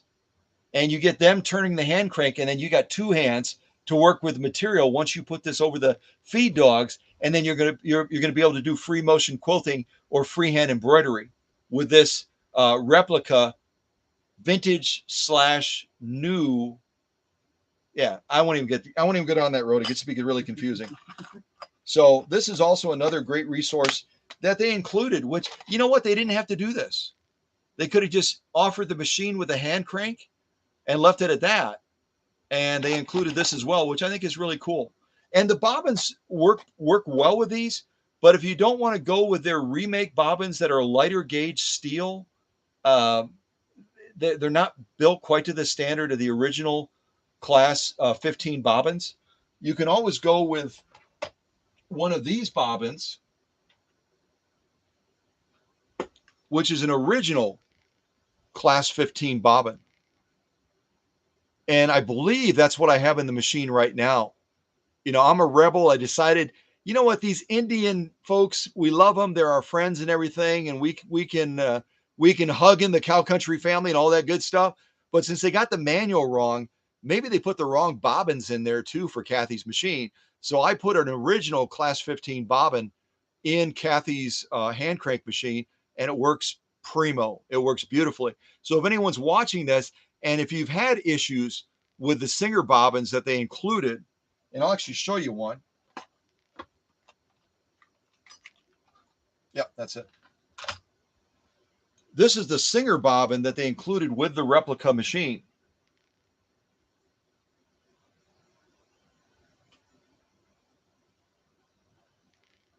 So you can see it looks quite a bit different than the original class 15 bobbin. Now, the good thing about the bobbin winder on this replica machine is the original class 15 would have had one of those little pins that stick out. So when you slide, hold on a second, I'm dropping things. When you slide the bobbin on the original class 15 machine, that pin has to join up with one of these holes so that it doesn't spin. It turns evenly as you're winding the bobbin. On this replica, what they did is they did a splint on the stem that the bobbin slides onto, so it's got natural tension. It's kind of flared out. So when you slide a bobbin on, it's going to automatically grip that bobbin. It doesn't have to match up with a pin like on the original class 15, which is kind of nice. So then if you decide you want to go with the original Singer, if you want to go with a Singer bobbin that they supplied with the replica, you can use this. If you want to go with an original class 15, you can go with that. And it'll slide on there very nicely, and you can wind a bobbin with it. Yeah. Trying to think of anything else I forgot to mention. The other nice thing, and I'll kind of grab the camera real quick and we'll get closer to the machine finally, before we actually decide to sew with it.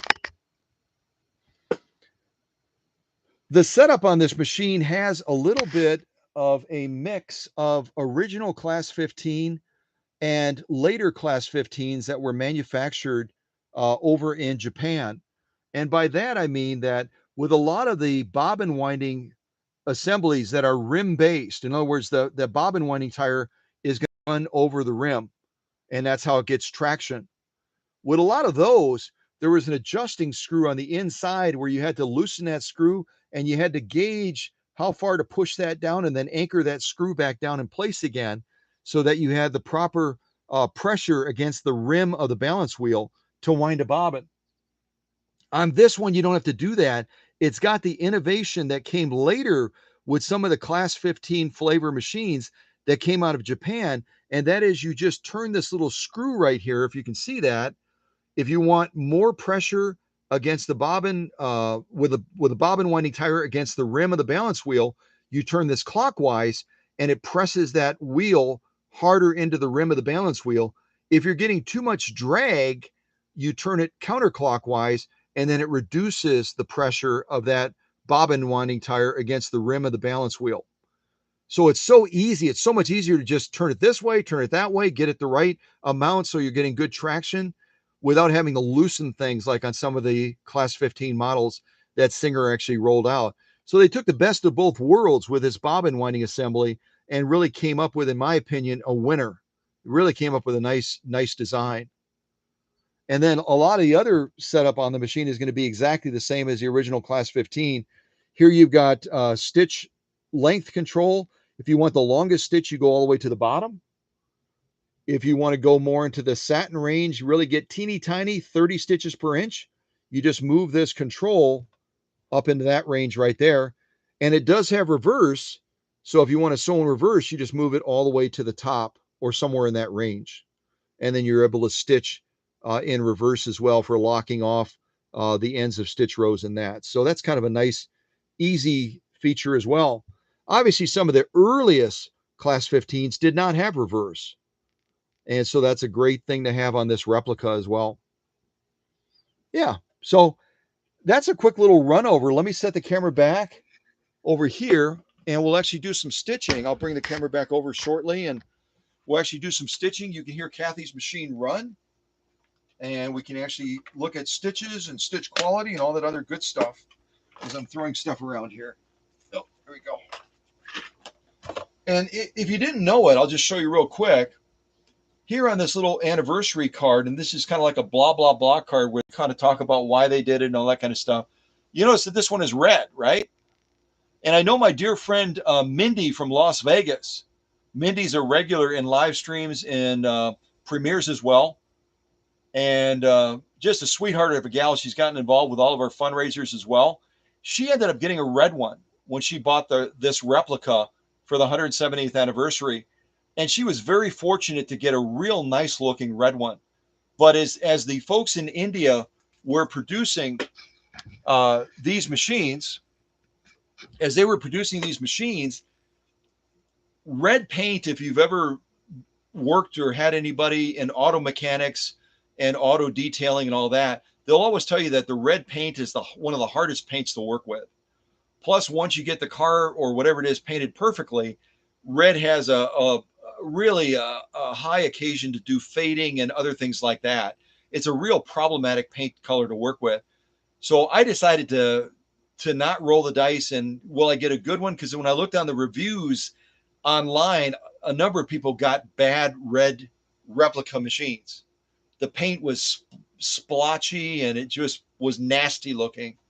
And again, Mindy got a great one. She got one of the one of the unicorns that they produced in India. So I went with black, and so don't be confused by this. They didn't put a black one on the front of here. They put a red one instead, but they did black and red for this 170th reproduction. Yeah. So see if I need to say hello to anyone else. Oh, hello to Kevin as well. And if anyone else joined, I don't think they did, but again, welcome to everybody. I'm so glad you could take, kind of chisel out some time out of your busy end of the week on Friday and join us for this. And finally, after all the blah, blah, blah, because some of you love me. I know you do. But you probably say, Scott, we love you. Stop talking. Let's actually sew something. Can we sew something? Yes, we can do that. After I put this box back in there so I don't leave it behind and then I have to drive 200 miles to bring it back, I would mail it to Kathy for a twin drive. All right, let me slide that back in there, make sure I haven't left anything. Oh, and this was hanging on almost like a Christmas thing. This was hanging on the front of the machine when you unboxed it. Again, when you took it out of that box that I already showed you. So this will go with the machine as well. It's just kind of a, it almost looks Christmassy, doesn't it? Like it's an ornament. But yeah, I don't think they rolled this out at Christmas time. I don't think they did. Maybe they did. I don't remember when I bought these. But it's just telling you to oil the parts. One thing I found, and if any of you are owners of this replica, whether you got the red one or the black one, whatever, but when they engineer these parts, there's a sticky substance on the parts down in the hook area, pretty much everywhere. And it must be a part of the manufacturing process. So if you have a machine and you haven't done it, all you did was oil it, take a little bit extra time, take some rubbing alcohol, just keep the rubbing alcohol away from the painted areas. And any of the metal parts that are moving in the faceplate area, the hook system, underneath the machine on the bottom, wipe over those with rubbing alcohol and then re-oil them, because that sticky stuff is not going to go away. It's super sticky and it causes the machine to have to work a lot harder than it has to. So strip it down. Any of the moving parts that are metal, again, just keep the rubbing alcohol away from the painted parts. Keep it away from the chrome parts as well. And clean those parts nice and clean. Get all that sticky stuff off, and then re-oil those parts again. Kathi doesn't have to do that because I already did that. Thank you. Yeah. All right. Let me put that in there too. This is my manual. I'll set that over there so don't forget. So this was kind of I'll just show you the trail of tears. The trail of tears when I initially I know how to set up a class 15 sewing machine. Been doing this for over 20 years. I've handled hundreds, if not thousands of these machines. I know what I'm doing. Well, if I were to show you the results I was getting, part of this is tension, but part of this is also the orientation of the needle initially. That's not a real pretty lock stitch. So eventually I got it right, got it set up correctly, and then I started getting results like this. Much better. Much, much better. So, but the point I'm sharing with you is that once I realized the manual was wrong and I got the needle orientated correctly, once I realized that it was wrong as well about the bobbin orientation as well, started getting some great results. But this needle already, which for setup purposes, I'll tell you is a Schmetz 9014 universal needle. Decided to go with a universal. It's kind of my standby needle. And it's already done quite a bit of work on cotton, on bubblegum material, on a new type of sew-off that I'm going to try today again. And it's right next to Kathy's arm there, right next to your cane, dear. Actually, this one right here. This? Yep, that box. Oh. If anyone else enjoys popping into what used to be the Dollar Tree, and it's now the $1.25 tree, I like going in there to get different things sometimes. They have this stuff for sale now. It's called vinyl paper. Vinyl paper. And it's a combination of vinyl and paper. And I thought I would want to try stitching off on this today as well. Comes in a long tube. It's in the crafter's square corner of the Dollar Tree, $1.25 tree. And if you want to pick some of this stuff up yourself and try it, I did an initial sew off with it. It's kind of fun to sew because it's vinyl and paper combined. So we're going to be doing some of this sewing today and kind of checking it out, see what we think. Just see if there's anything else over there that I didn't mention. I'm going to move all your goodies so we just have the sew-offs. I'll put it by your box, and we won't forget it. Put it here over by the mayor's thing. The other thing I'm going to show you real quick, and I almost forgot to mention it, is, I'll make sure I give you the correct bobbins before you leave. The other thing I'll mention real quick is seldom, if ever, do I use a thread lock on sewing machines. I don't believe in it. I think if the parts are engineered correctly and the machine is assembled properly and everything is checked properly, you don't need thread lock. But thread lock like this, it's a Permanex product. I'll go real close to the camera so you can see it.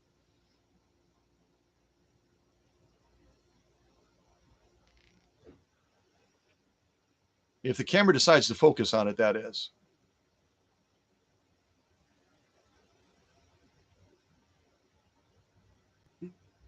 Let's go higher, see if it helps. Okay, it's not doing a real good job of focusing on this little bottle. But this little bottle contains something that's called it's a non-permanent thread lock. Thread locking solutions like this are available at hardware stores. They're probably available at retailers pretty much everywhere. And the reason that generally that you use a thread lock type material like this is if you're dealing with something that can loosen up because of torque or pressure or because of vibration. They've got a blue version, which is non-permanent, but it's very, very good at keeping things secure. Or they have a red version, which is permanent. And be cautious about using the red version on anything, because in order to break something free that has red thread locking material on it. You need about 1200 degrees, 12 to 1500 degrees, and you need a really strong wrench or screwdriver. With this stuff, it'll hold that bolt nice and secure. And even with vibration and pressure, it's not going to loosen. But if you ever need to take it off, you can heat it up a little bit even with a heat gun, and you can use a regular wrench or a regular screwdriver and you can break it free. The reason I'm showing this to you is when I was working with Kathy's machine a lot, because of the way that they threaded the original bolt and the joining part that goes on the right side of the pillar, this particular bolt had a tendency, after I would crank off several sew-offs, it would start to loosen up. It would start to get a little bit loose. I would check it with a screwdriver, and it would only turn like about 1 or 2 millimeters, maybe even closer to 1 millimeter, but it was clear that it was going to be a problem. And so what I decided to do to eliminate the problem is I picked up some of this blue Permanex thread lock. Again, it's not permanent, but it's very, very good stuff. It holds that bolt nice and secure. And I put it on the bolt on the side over here that holds this hand crank in position, so that it's not going to, after Kathy works with it for a while, it's not going to constantly, oh, I got to check that again. I got to check it again. I got to check it again. I got to check it again. And so if you happen to have a hand crank and you get bothered by that bolt that goes into the side of the pillar and it keeps loosening up on you, you can pick up some of this blue Permanex thread lock, and it'll keep that from coming loose. But you'll be able to loosen it if you ever have to take off that hand crank to service, to remove the balance wheel. Don't put the red stuff on there, or you're going to be in a world of hurt.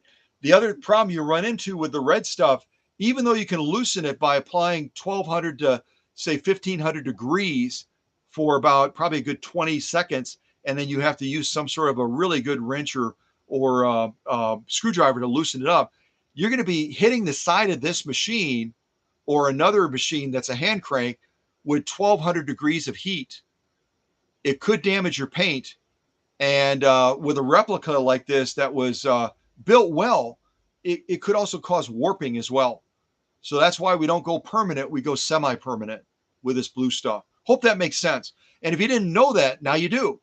So if you've got a hand crank, or you can use this on cars, you can use it on anything where you want that bolt to be secure. But if you ever have to take the bolt out, you can still get the bolt out, if that all makes sense. Blah, blah, blah, blah, blah, blah, blah. You guys know me. So, all right. So let's move the camera finally. And I'm going to see how far this will extend. We might have to move our little rack over a little bit.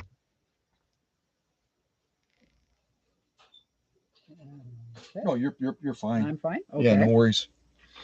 No worries at all. Okay, so finally, I don't even know how long we've been running, but I know we've been running for a while. We've been running like an hour and 40 minutes, and I haven't even gotten to sewing yet. What the heck? So here we've got some 100% cotton. I'm going to kind of move the camera over this way.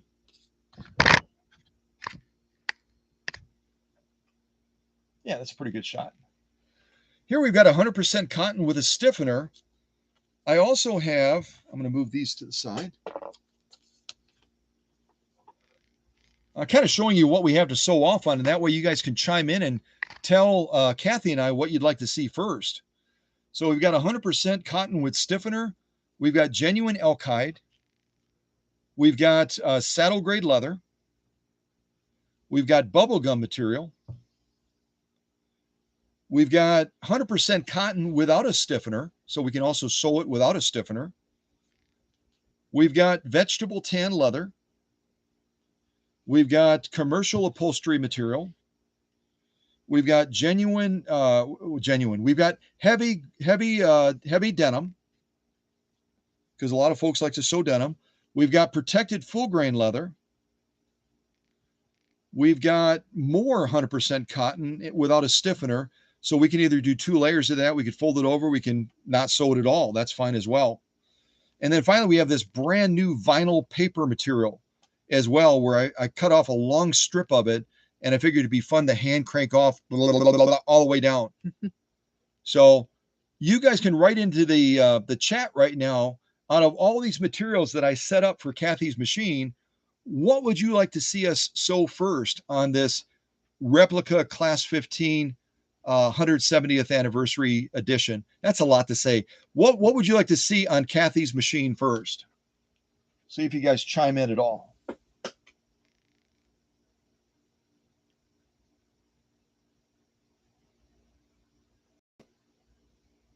Yeah, Mims, I do. This is there's different types of veg tan leather. And this is one of the types of veg tan leather right here. This stuff.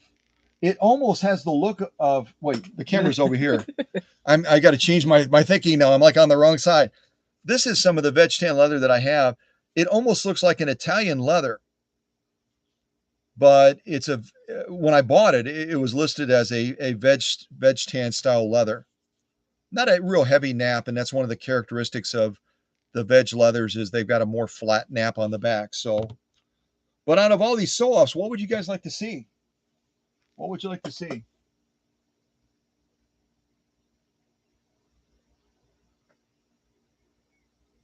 And Sunny is saying, let's start with something lightweight to be kind to the needle. No needle abuse. Emma wants to see the paper vinyl stuff. That's actually kind of a neat one to start with. Why don't we do the paper vinyl, and then we'll launch into some of the other sew-offs as well.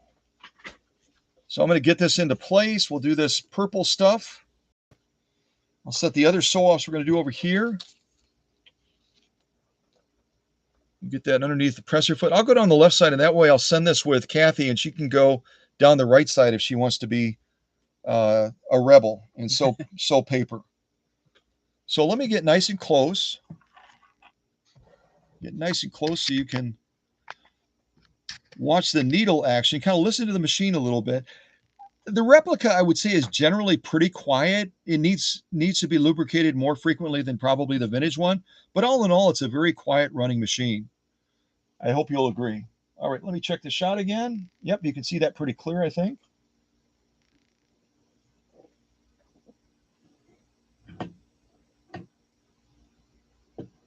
Oh, you're talking about like Mims is talking about maybe Fax, F-A-U-X, fake leather.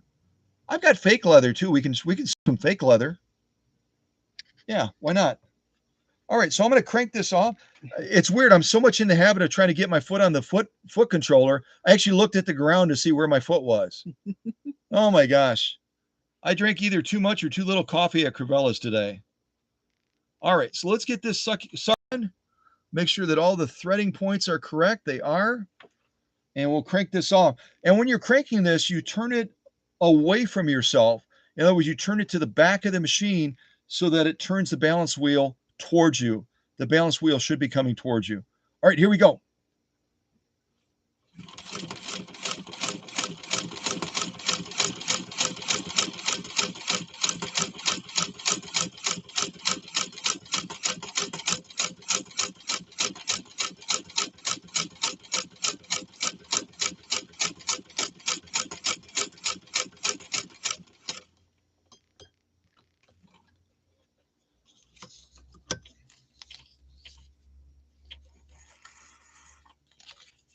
All right, let me get those threads clipped. I'm going to kind of change our angle a little bit so you can see more across the machine. So we're sewing paper vinyl here. Again, it's available at the Dollar Tree in these tubes. And it's kind of in the crafter's corner. I like sewing vinyl because it really keeps that machine accountable. Oh, those are some beautiful stitches. I'll let Kathy look at them first, and then I'll show them to you guys. You can, the texture on that is fun to feel as well. It looks perfect.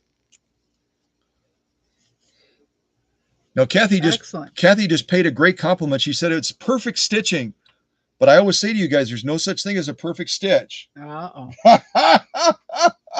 Well, close to perfect. Yeah, it's near perfect. I'm gonna wipe off that plate a little bit. I put a little bit of oil in there so that plate would slide more easily, and I see it kind of worked its way up to the top. Okay, so let's look at these stitches. Let me show you guys these stitches now. Once I find the thread sew-off holder thingies.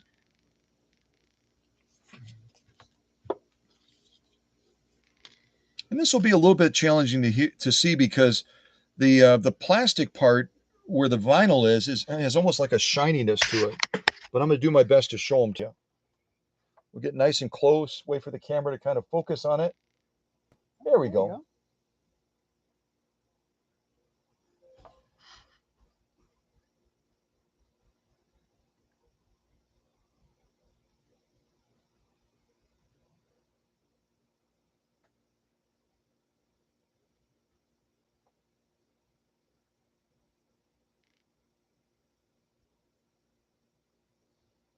Some solid page 34 stitching, you guys.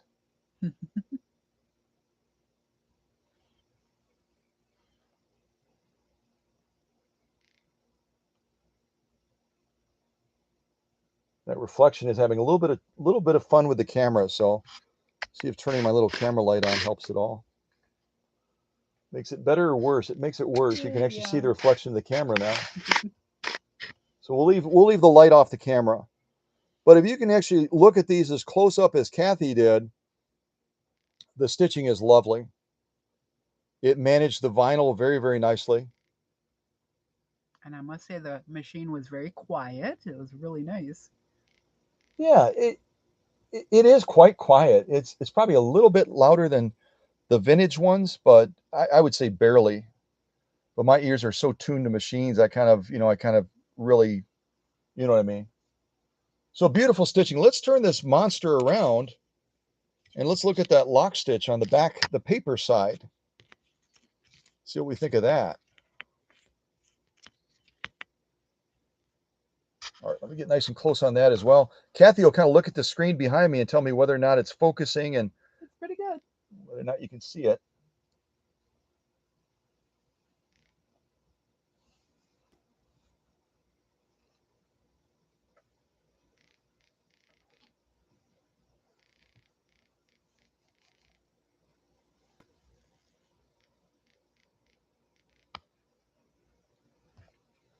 Back that up a little bit. I think the camera's having trouble because it's so close.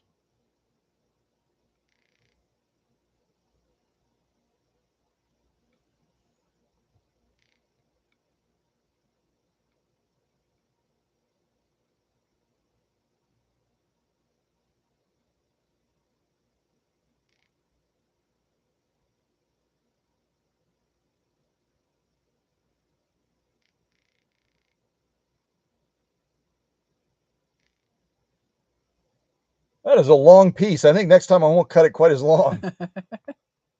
So we're looking at those stitches right now. I'm going to freeze right there, and Kathi can look at the laptop as well.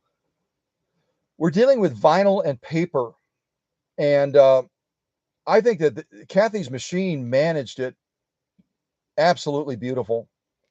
The stitch quality, all in all, is excellent. Definitely page 34. So let's move on. Let's move on to the next sew off. I'm going to throw this to the back. We might as well get into some leather. You guys have seen me sew this many times before. I'm going to get it underneath the presser foot, and then I'll kind of move out of the way.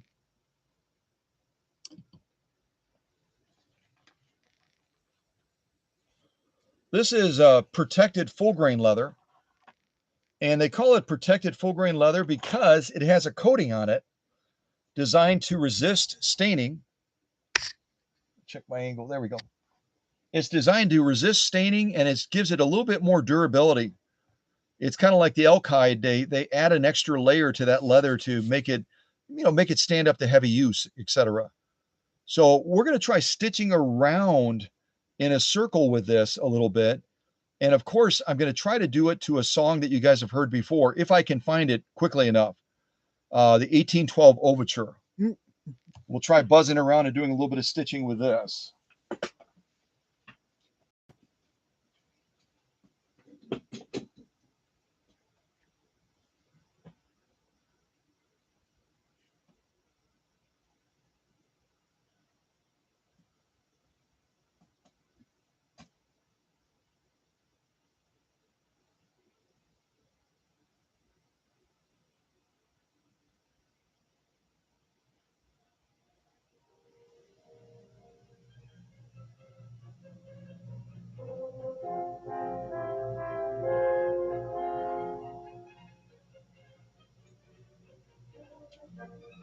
be too loud eventually when they start doing the fireworks.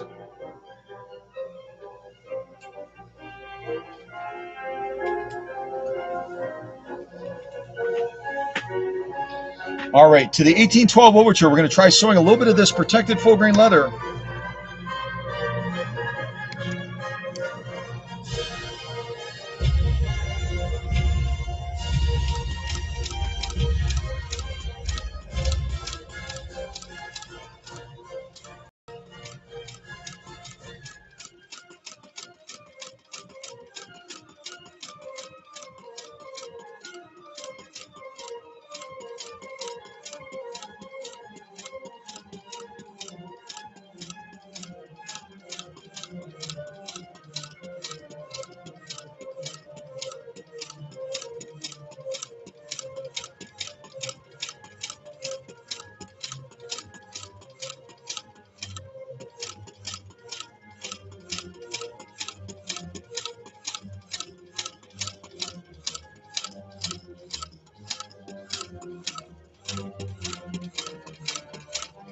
This would be so much easier with a motor.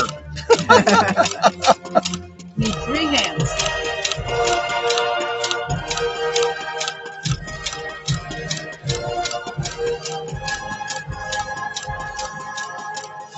Let me clip these threads real quick.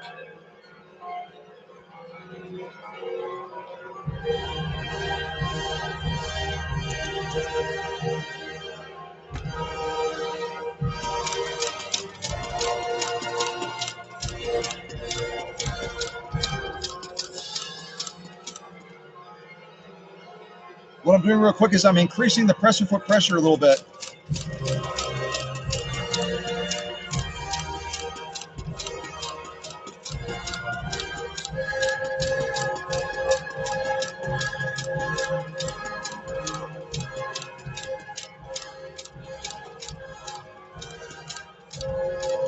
I'm not going to be concerned about staying in a circle anymore. I'm just going to keep stitching.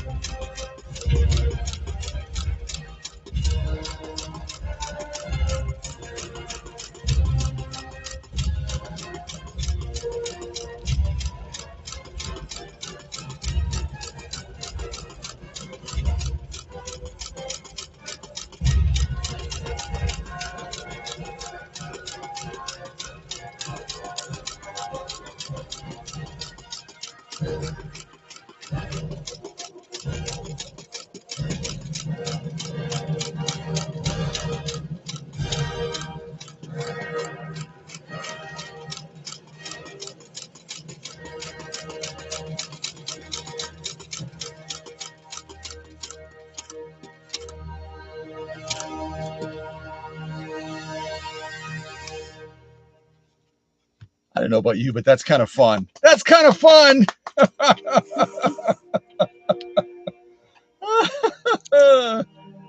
Oh my goodness. Oh yeah, good. It managed that actually really well. I was torquing that material a lot. Let's take a look at these stitches. Actually, I'll let Kathi look at them. I'll let Kathi look at them first. Our top stitch and our lock stitch. And again, folks, this is a replica machine. This is not an original Singer machine. It was made in the great country of India, which obviously they do a better job of making machines than manuals. But hey, you know what? I'm not going to dwell on that. Yes, I will, a little bit. Excellent. So let's take a look at this stitching. The owner has given her approval, so let's take a look at it ourselves. This is our top stitch, obviously.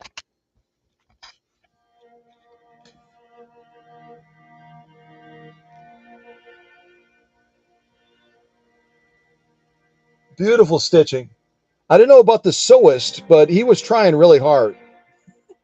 And, based on the feed dog action in that, I was really having to talk to that protected full grain leather and say, go this way, go this way.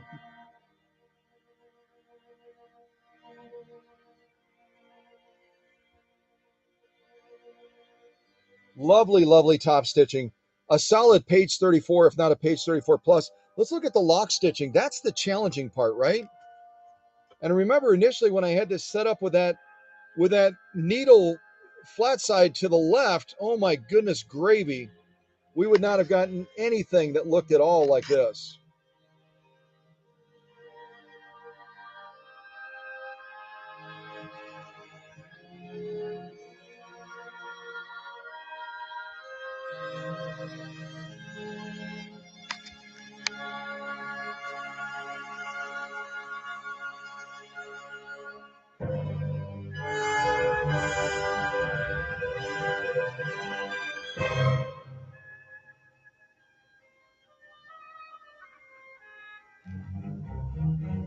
Beautiful, beautiful stitching, you guys. Beautiful stitching.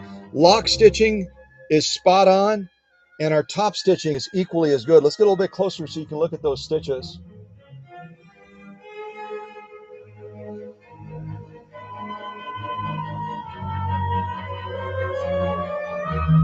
Especially on that bottom row where I had a nice straightaway. Look at that.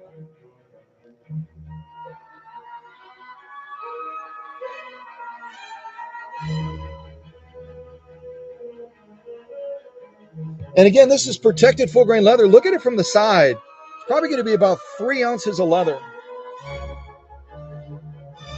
Certainly is not garment leather, that's for darn sure. Let me throw that to the back as a definite pass as well.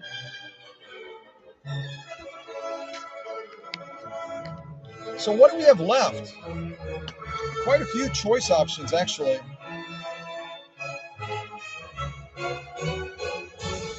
I'm going to turn that music down a little bit because they're going to get really excited here pretty quick.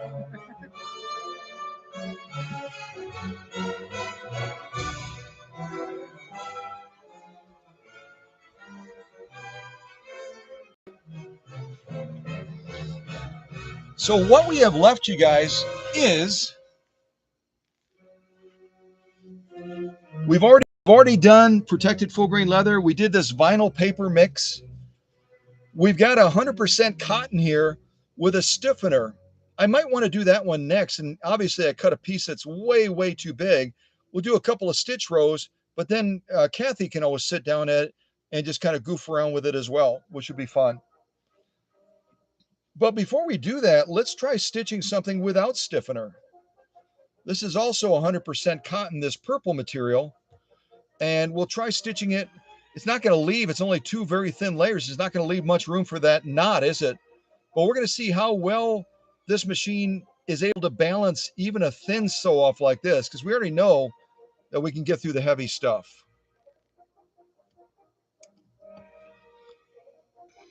Now, the one adjustment that I didn't make, and it might prove to be our Achilles heel, is I did not adjust the presser foot pressure, which I probably should do. I should lighten that presser foot pressure up by turning it at least a good full turn, because now we've got a super thin layer of cotton that we're going to be trying to go through.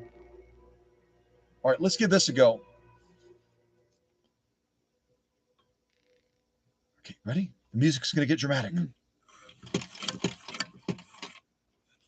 And let me point out real quick, and you may have caught that in the camera shot, when you initially turn a Class 15, whether it's a replica or whether it's a vintage, you're going to see that thread pulls a lot.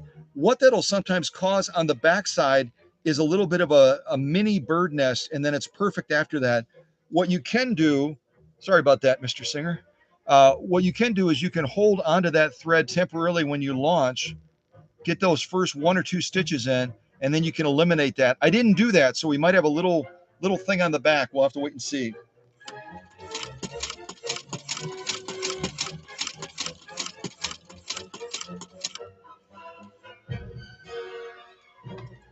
Let me do this.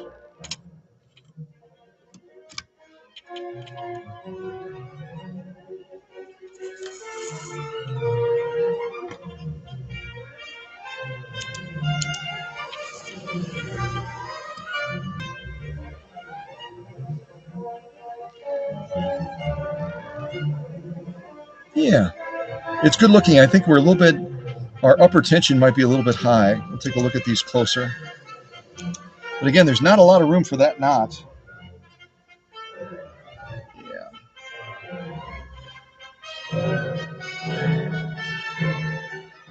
I'm going to show it to Kathy first. So not a bad top stitch, but I would back off the upper tension a little bit. Maybe just a little, because there's a little bit of pucker. A little bit of pucker. Just a tiny bit. Yeah, and the puckering is more of the presser foot than it is the tension. But we're getting too much of a pull down where our lock stitch looks fabulous and our top stitch looks a little bit weak. Reach across.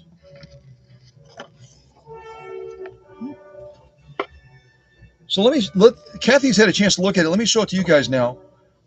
So the machine, this is not whenever you're sewing with something that doesn't have any stiffener in it, and we've adjusted the presser foot pressure so that it's going to be managing the heavier sew offs.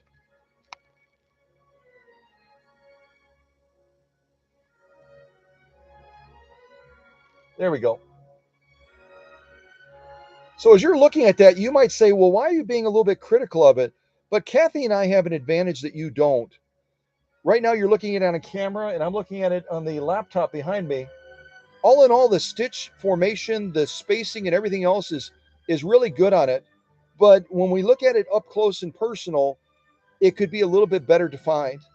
And that's because right now that upper tension is pulling up too hard, and the bobbin case that's pulling down to try to give us a nicely defined top stitch is losing the battle a little bit.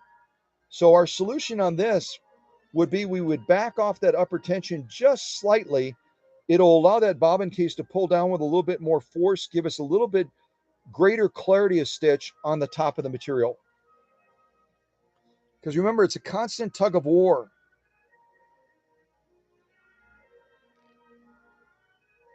It actually looks better on camera, Kathy, than it does in person. You see that? Yet it still doesn't look bad. It's just, you can see a little bit. Yeah.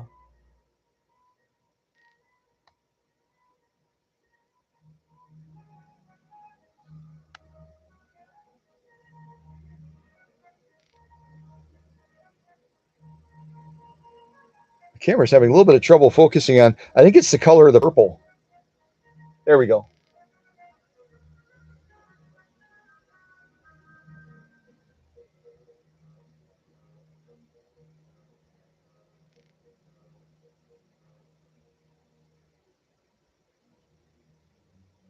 So again, we're dealing with a very, very thin sew off.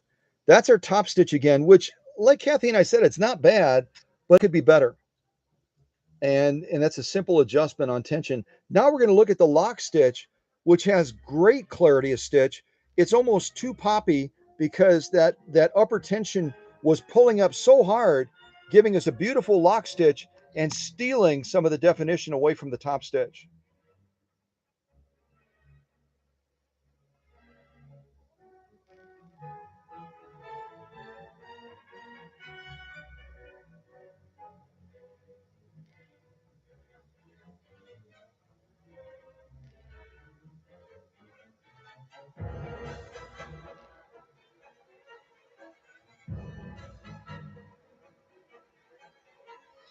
So you've had a chance to see it. This again is 100% cotton. All in all, this Class 15 did an excellent job in managing what really is a trickier sew off than sewing leather, because there's no room. If that tension isn't absolutely spot on, it's going to throw the stitch presentation off, because there's no room for that knot to kind of hide. There's no space. It's so super thin. But it did an excellent job. I'll throw that to the back as well.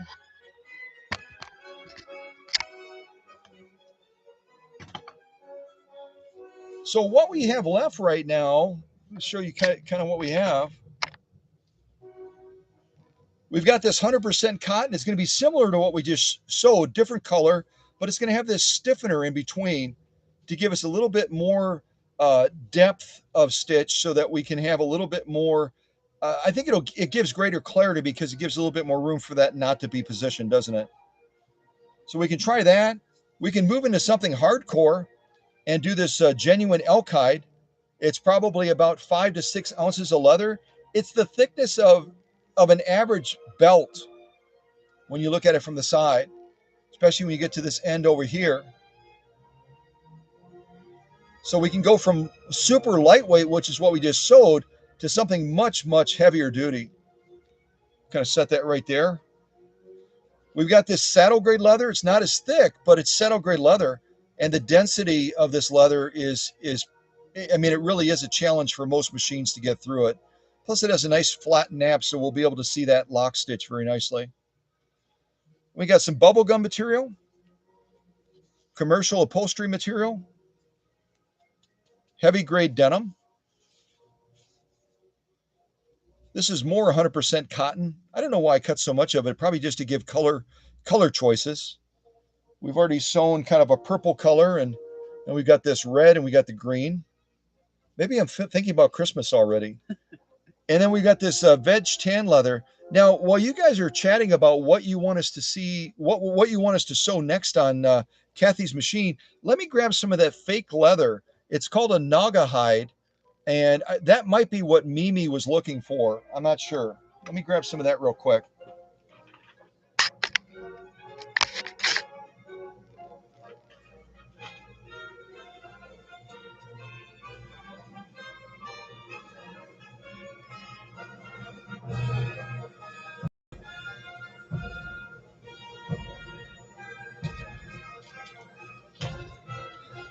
So if you guys can see on camera, this may not be exactly what Mimi was talking about, but you'll see that this has a leather appearance to it.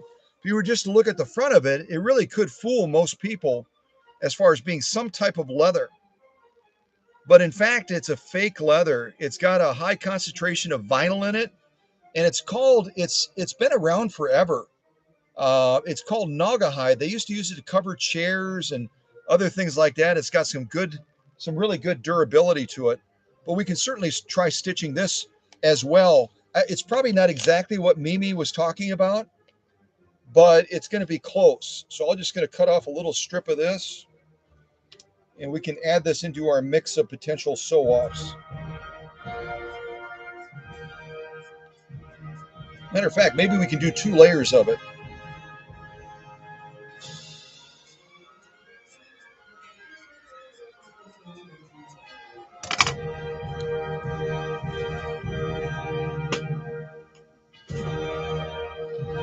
So now we got this naga hide as well, which is a type of fake leather. So I'm going to look at the chat real quick, see if anybody's chiming in with what you want to see us sew. I'm going to back up the camera a little bit so you can get a better look of...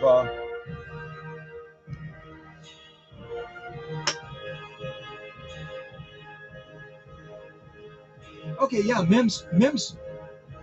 I think I said Mimi. Why did I say Mimi? I don't know. They're making the coffee stronger at Crivella's. I can't even talk.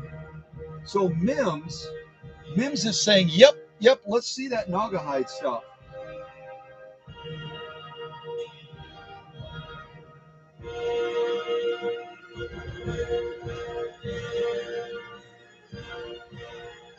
Okay, I don't see anybody else chiming in, so we're going to jump into this naga hide, and then I'm going to let the owner pick out the order of a couple of the next sew-offs.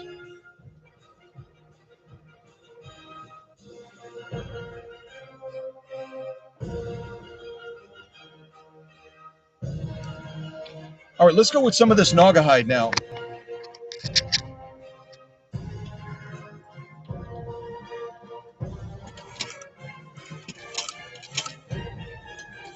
And we got 2 layers of this naga hide back to back. Let's see how the machine manages this.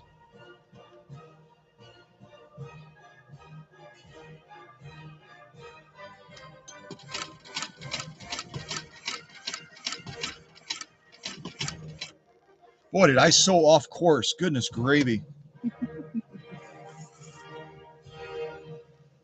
Yeah, we got a little bit of that thread thing at the beginning where I wasn't immediately holding that thread. But because of this Naugahyde stuff has such a high concentration of vinyl, it tends to really manipulate things. And I can see as well, based on how the stitch is presenting, that for this Naugahyde stuff, we're going to stitch down the row one more time. I can see that we didn't have enough. Look at how this stuff curls. It's very stretchy. It's super stretchy. Have you sewn with this before, Kathy? Yeah.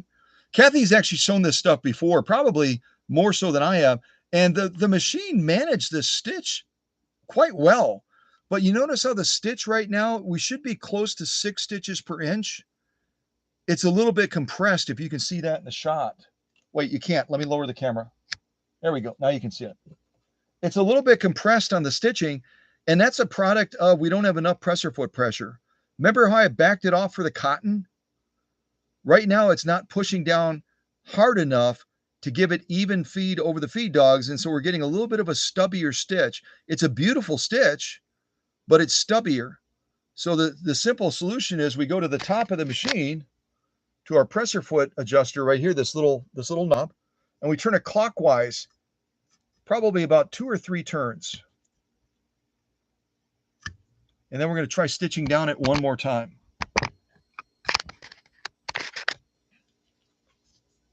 Yeah, even the lock, that's our lock stitch right there. It's a lovely lock stitch. But see how we got that little thing at the beginning? Because the class 15 machines tend to really pull that thread when you first launch, and you have to kind of hold it down. See how crooked I sewed, you guys? Isn't that horrible? So let's line this up again. We increase the presser foot pressure, and we'll see. I'm actually going to give it one more half turn or so. Make sure that nothing came unthreaded. So let's give this a go one more time. I'm going to be a good boy and hold on to my threads this time. And what I do is I kind of cheat. Instead of turning the hand crank right away, I'll turn the balance wheel 1 or 2 turns, get us going. And then when that needle is down, then I'll launch into the hand crank from there.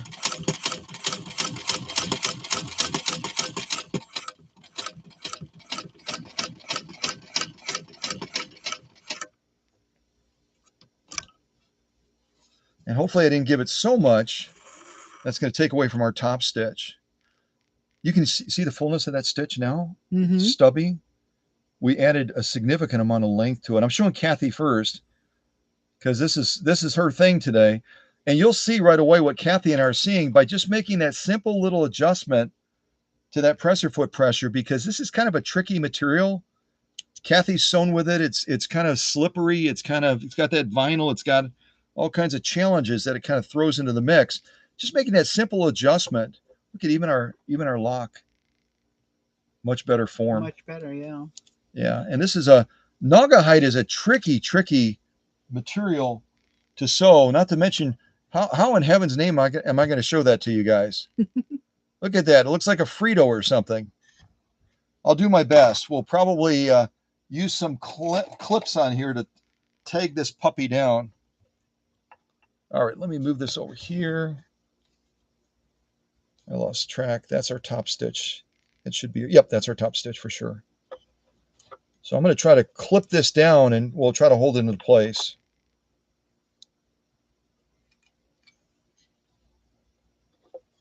It's still going to try to curl on us a little bit.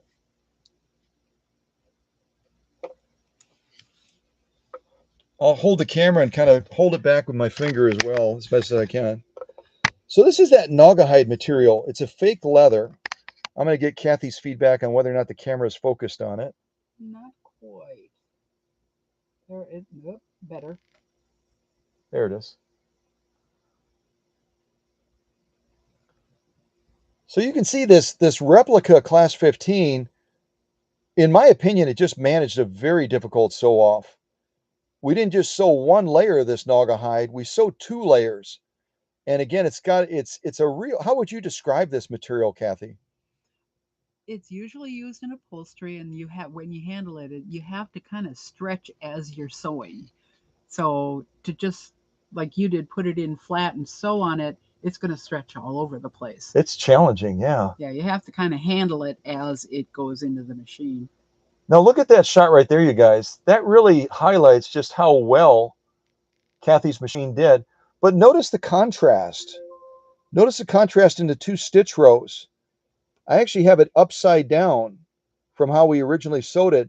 I think the bottom row, Kathy, am I right? The bottom row is the first row we did. It's a little stubbier. Yeah, that's the first The one. top row is the one we did second. Look at the fullness of that stitch.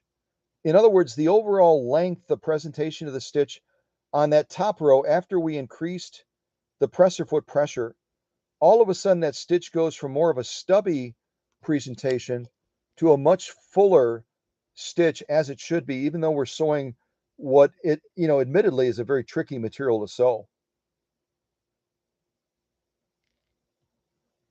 So it goes back to show again how important presser foot pressure is, depending on the material that you're sewing with.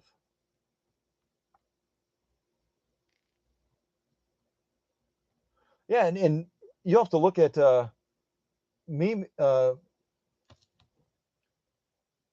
Mim's comment is absolutely spot on. What Mims wrote about Kathy's machine is that's a tough class 15 machine. Being able to sew off on that. Yeah, we got a real good shot. Look at that right now, Kathy. Oh yeah. But as you look at those two stitch rows, the bottom stitch row is the first one we did, and we just were not getting the fullness of that stitch. Look at that top row. That's exactly what we want to be seeing. Exactly what we want to be seeing.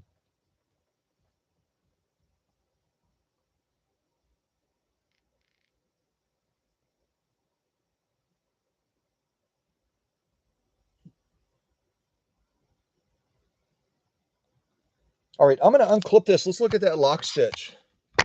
Again, the lock stitch is always going to be more of a challenge for the sewing machine.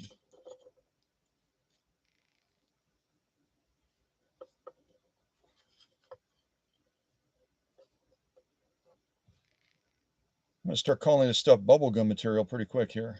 Yeah, probably close.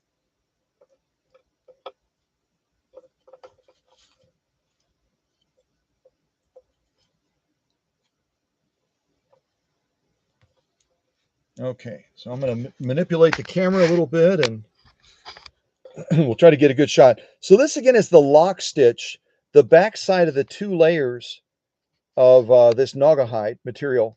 The top row is the second row we did. I did two things right about the second row. Is it focusing in on? Mm-hmm. Okay. I did two things right and two things wrong about the top row. One is I held onto those threads at the initial launch. And you notice that there's no little anomaly like the bottom row where the threads were kind of getting caught up a little bit. And then we adjusted that presser foot pressure up and the fullness of the stitching as I go across, you'll see it right away.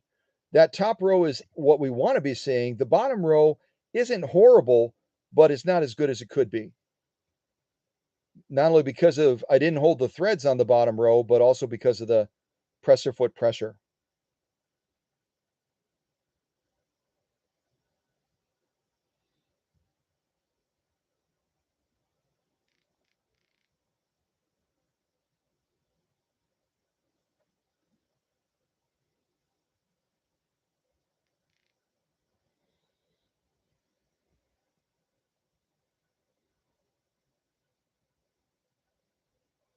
That top row is almost textbook perfect, but I won't say the P word.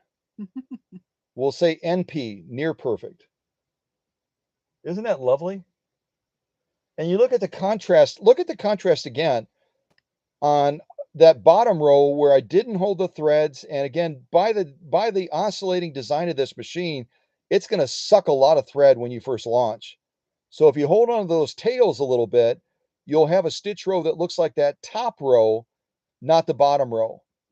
And if you have enough presser foot pressure to manage the vinyl aspect of this Naugahyde, you're going to have a beautiful stitch presentation like that top row as well, not like the bottom row. Again, the bottom row is not horrible, but it could be a lot better. And we demonstrated that when we sewed off that second row that's on the top there. Just absolutely gorgeous.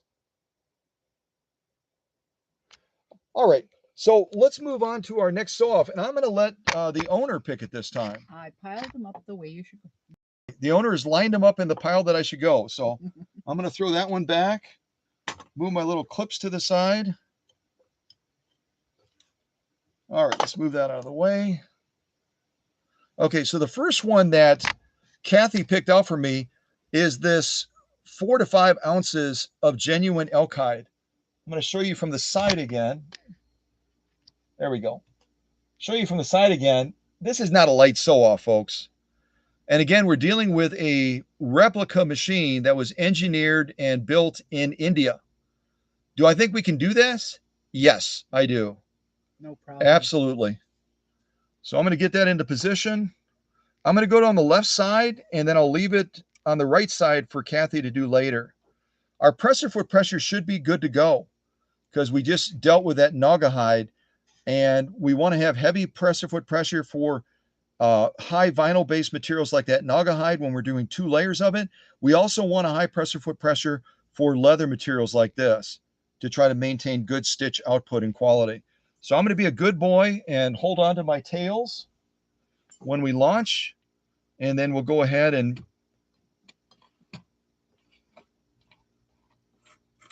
get a couple stitches down there. And I'm hoping my upper tension is going to be high enough. I might give it a little, just a tiny little bump. And again, whenever you're adjusting upper tension, I'm just going to show you that beautiful faceplate where it has that singer on there, right in the middle. Whenever you're adjusting tensions for upper tension, always make sure your presser foot lever is down. If your presser foot lever is up, watch what happens. It's going to push those discs out. And you're going to be trying to compress that spring by turning this more in, fighting the push out of that pin that's in there that pushes those discs to release the tension. See how they're wiggly right now? So always have it in the down position so that you're not fighting that natural press out of that pin. Give it a little bit of a bump, and we'll adjust our camera back down to where we're sewing. And hopefully that's enough. All right, here we go.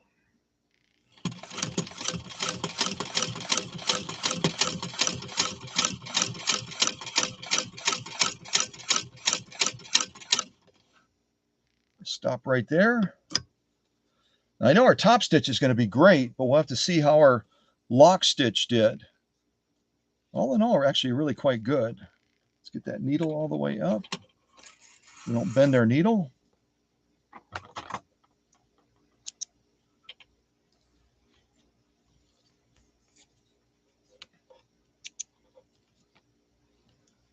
Got a little bit of a thing on the end there where I kind of sewed over my thread. I'll let Kathi look at it first, and then we'll take a look at these together. It sewed through it like butter. It sewed through it very, very nicely. Very, very nicely. So let's grab our... Near perfect. Near perfect. There we go. We got to train you guys. Okay, so we're going to look at that top stitch first.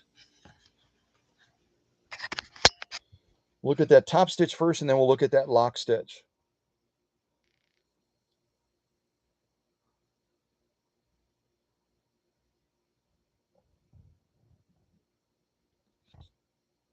Push that up a little bit more. It's kind of tilted down.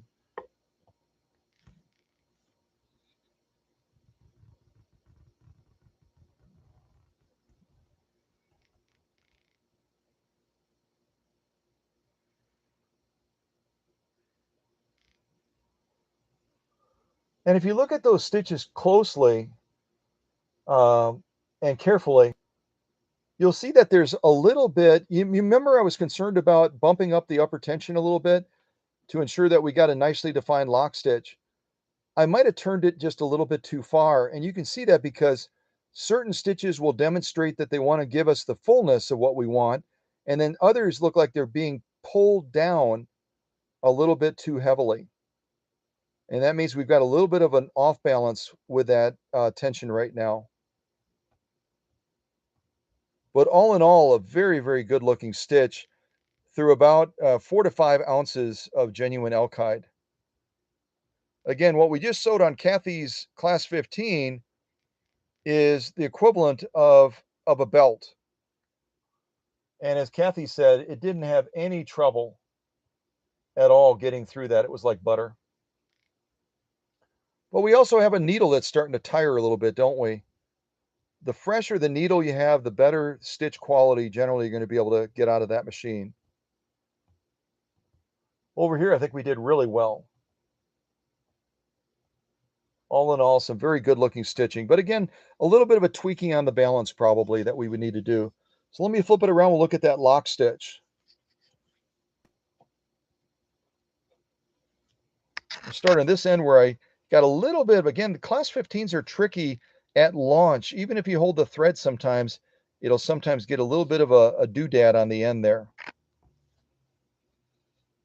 But nothing significant. And again, my effort to bump up that upper tension, we have no problem with our lock stitch. It's absolutely spot on. It's actually absolutely page 34. Are you dinging? I'm dinging. My pocket dinged.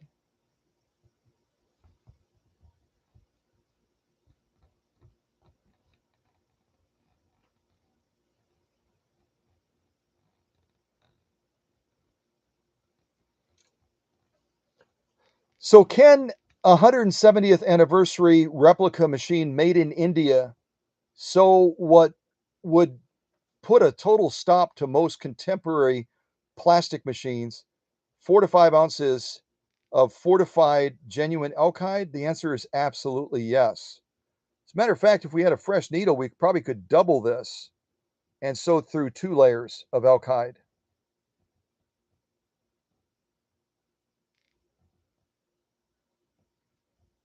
Some absolutely beautiful looking stitching.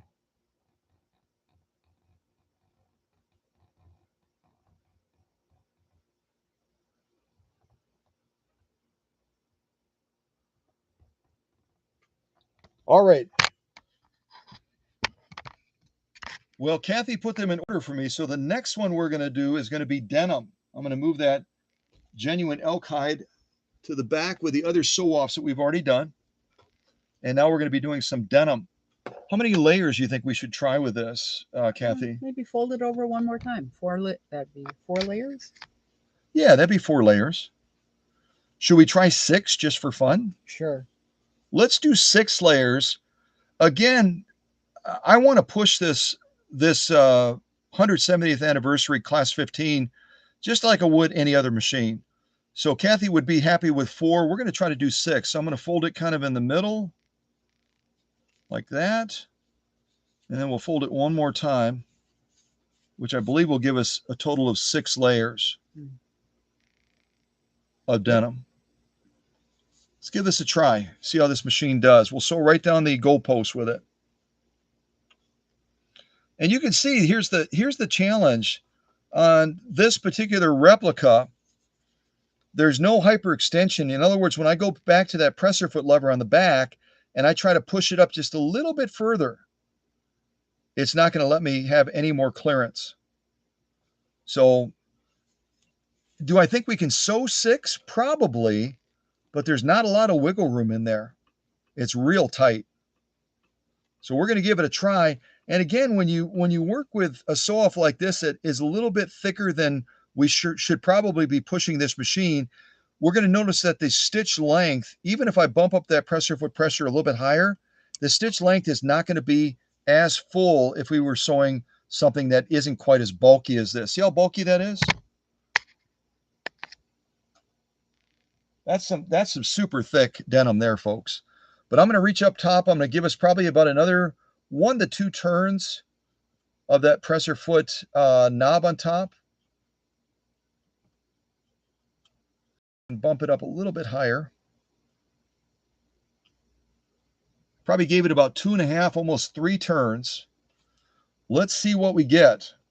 And I should probably definitely hold onto the threads with this one initially. Hopefully we can get some good material movement.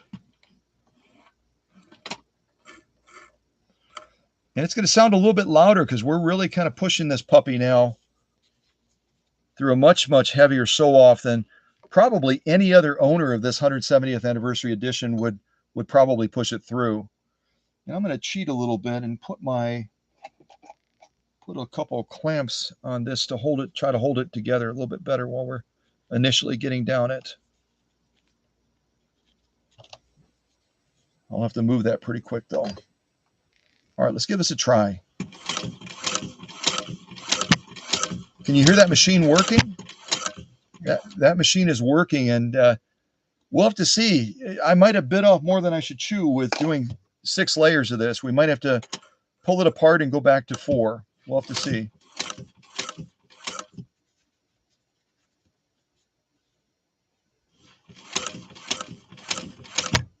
There's a little bit of a clunking.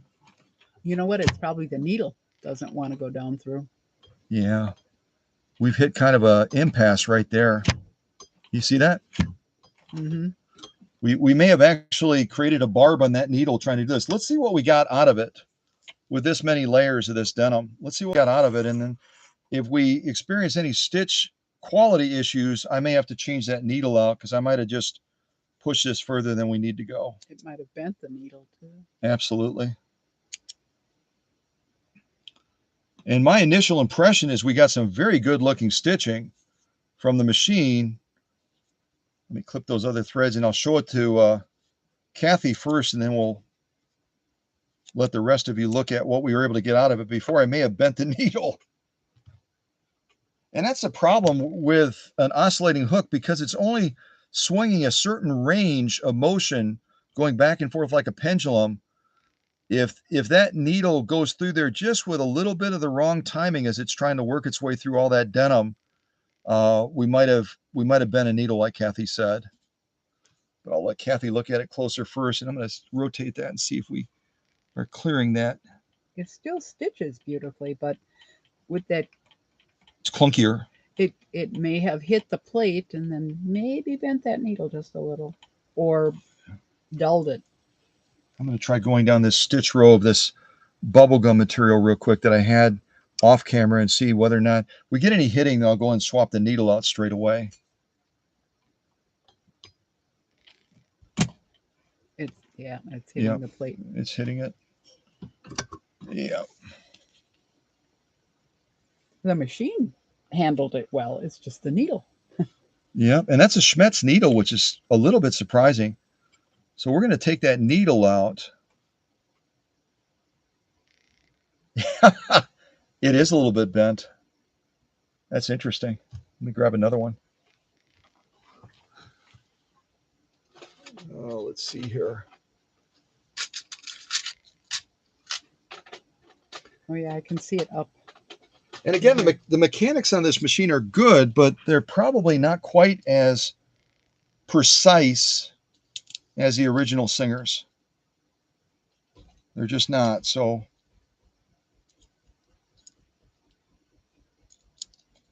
see, I should have followed Kathy's suggestion and gone with 4. But that's okay. This will give us a chance to put that needle in correctly with the flat side to the right.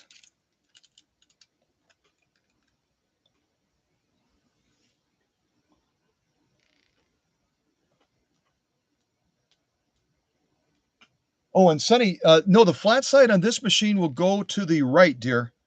In the manual, it says to put it to the left, but on this Class 15 design that they made in India, it goes to the right. So we'll go ahead and put a fresh needle in, and we'll slide it into the right.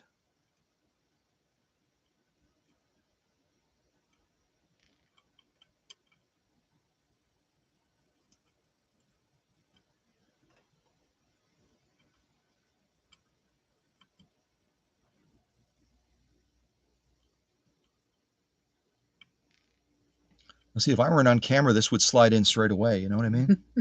It would go in without any hiccup.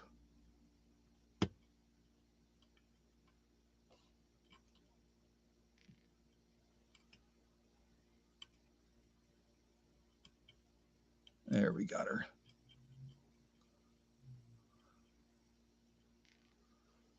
So again, as I'm lining this up, I'm making sure the flat side of the needle is to the right, not to the left like the manual says.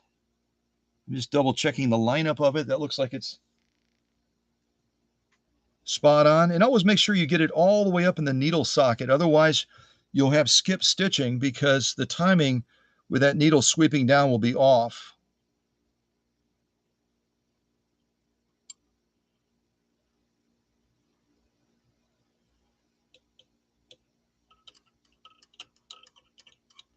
And then we're going to be threading this from left to right as it's going through the needle.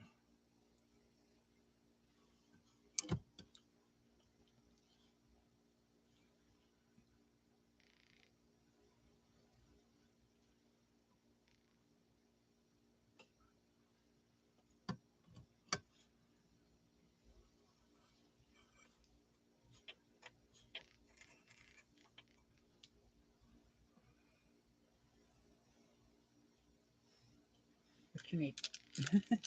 Let's see here.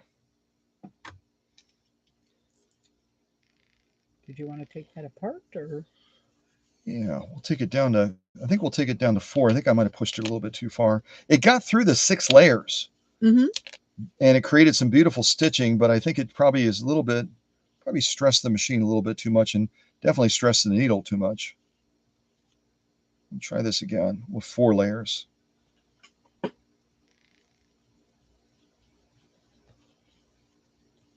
Okay, so we're going to give this a go again with 4 layers. Again, it was really, really tight on those feed dogs, and that can cause the needle to be forced out of alignment like it was, and I think that's probably what our problem was. All right, let's give this a try again, see if we... Hitting again. Trying to see what it's hitting.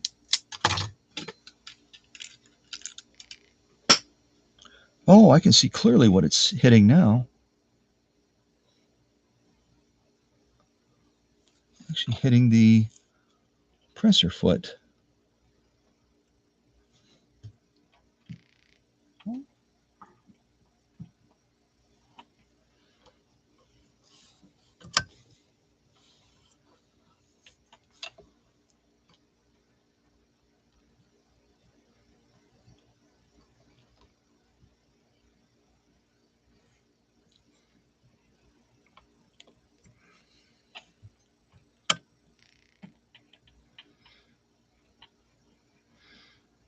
Well, a good lesson to learn here. Let me make sure it's clearing the...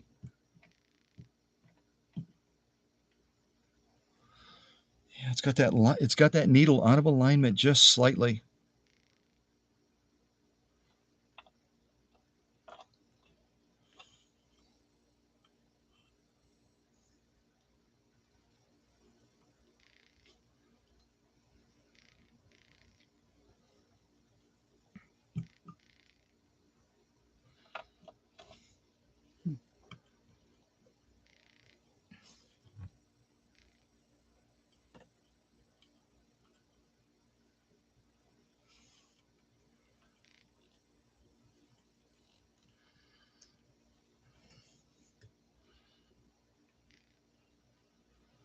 Oh, okay. That makes a little sense. So what we had happen, remember me talking about the hand crank? We had that hand crank and I was concerned about that bolt loosening. What we did is when we went through those 6 layers of denim, we actually knocked the needle clamp out of alignment. So as it was holding that needle was not moving down in a true straight path because it had loosened up a little bit. Just check our flat side again is correctly lined. And so it was catching, initially it was catching the presser foot. And also I just realigned the presser foot as well, made sure that that's nice and tight. These will loosen up, not usually on the original models, but on this replica, because of the threading and the design and the setup, it actually knocked it out of alignment. Now I'm looking straight on and we've got a perfect path down into that throat plate.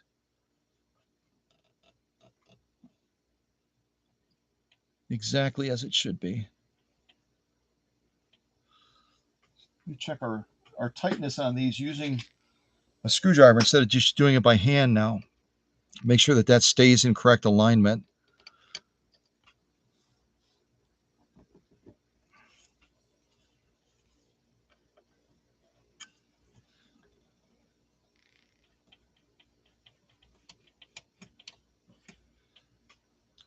Excellent.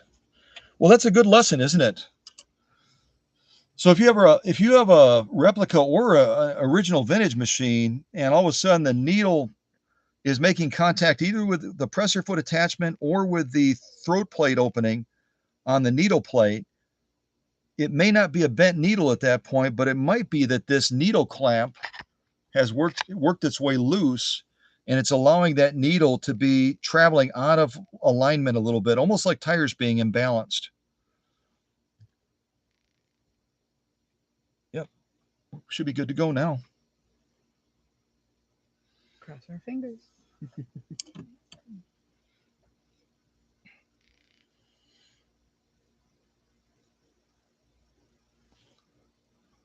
All right, let's give that a try again.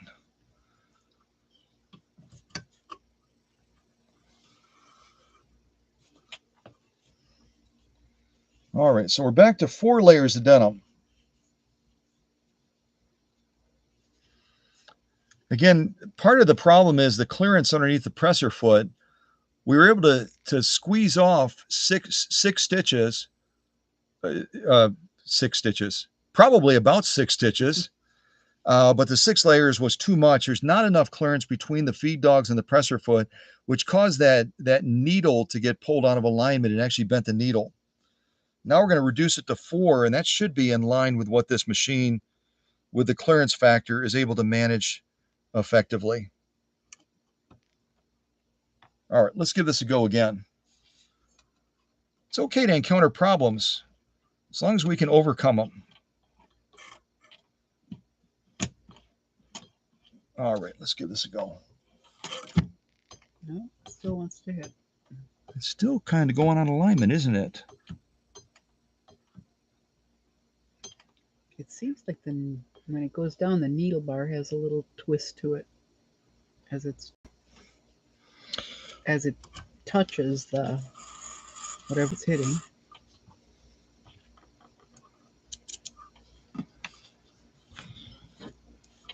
Well, I don't think we broke the replica, but you never know.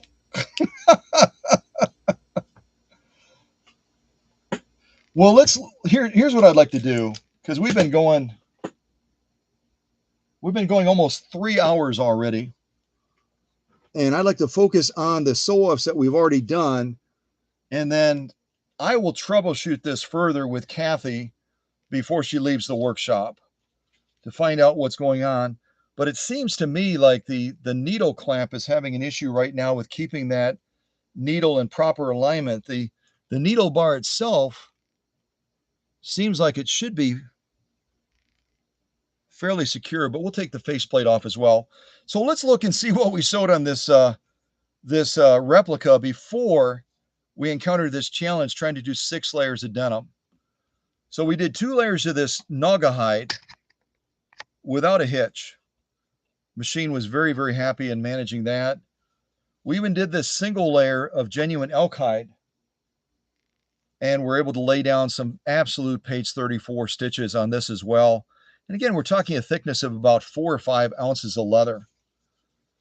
We did this single layer of, 2 layers of 100% cotton. Obviously, it managed that real well too. To the 1812 Overture, we did this single layer of protected full grain leather and laid down some gorgeous stitching on that also. Then we did this vinyl paper mix and went all the way down that and generated some beautiful stitching on that as well. The denim, when we did the 6 layers, has now created a little bit of a problem for us. And rather than trying to troubleshoot it while we're on a live stream, I'm going to go ahead and wrap up this live stream, celebrate the sew-offs that this replica did very, very well at, this entire stack right here, and then troubleshoot this needle alignment issue that the replica machine is having now. and get this thing back on track, and then get it out the door and send it home safely with Kathi as she heads back. So that's about it. I mean, these things sometimes happen. And again, when a machine has been remanufactured in India, I'll have to see if we can figure out real quick what's going on with that needle bar alignment and get the machine happy again. I'd like to say thank you very much for everything. Yeah, All the little yeah. extras, and Kinda move it up all this way. just been wonderful. Thank you so much. Yeah, so we will troubleshoot this. And this is the nature of live streams, isn't it? Everything was going smooth as silk, and Kathi had set up the pile of sew-offs that we were going to finish off the remaining ones. We'd already gone through a large number of them without any issues on this replica. And then I decided to one-up it with that denim and say, let's do 6 layers. Initially, it was doing pretty good. And then it encountered a problem, which we initially attributed to simply a bent needle, but it also knocked something else out of alignment. So that's the nature of taking a product that was made back in the day with certain quality standards, certain material types, certain gauges of metal, and pushing it a little bit further out of the boundaries than I probably should have. But I'm sure it's a simple fix that off camera I can deal with it and then get this replica machine out the door and leave Kathi with a great experience as far as having been the grand prize winner of this contest giveaway. So there you go. Live streaming. There's no faking it, folks. There's no faking it. So I'll figure out what's going on with that needle clearance issue, get it back on track, and then yeah, we'll move on. So the next time I have a replica, you guys can remind me. We don't second guess you, Scott, as far as what you can do with machines, but you have no control over how they built it, the materials they chose, the gauges of steel, and all the other factors that are out of your control. So it is what it is, isn't it? All right, y'all have a great afternoon. Have a great weekend. And again, it's always great to celebrate a machine, whether it's a replica, whether it's a vintage, whether it's a contemporary machine. They all have the potential for greatness. So there you go. Signing off.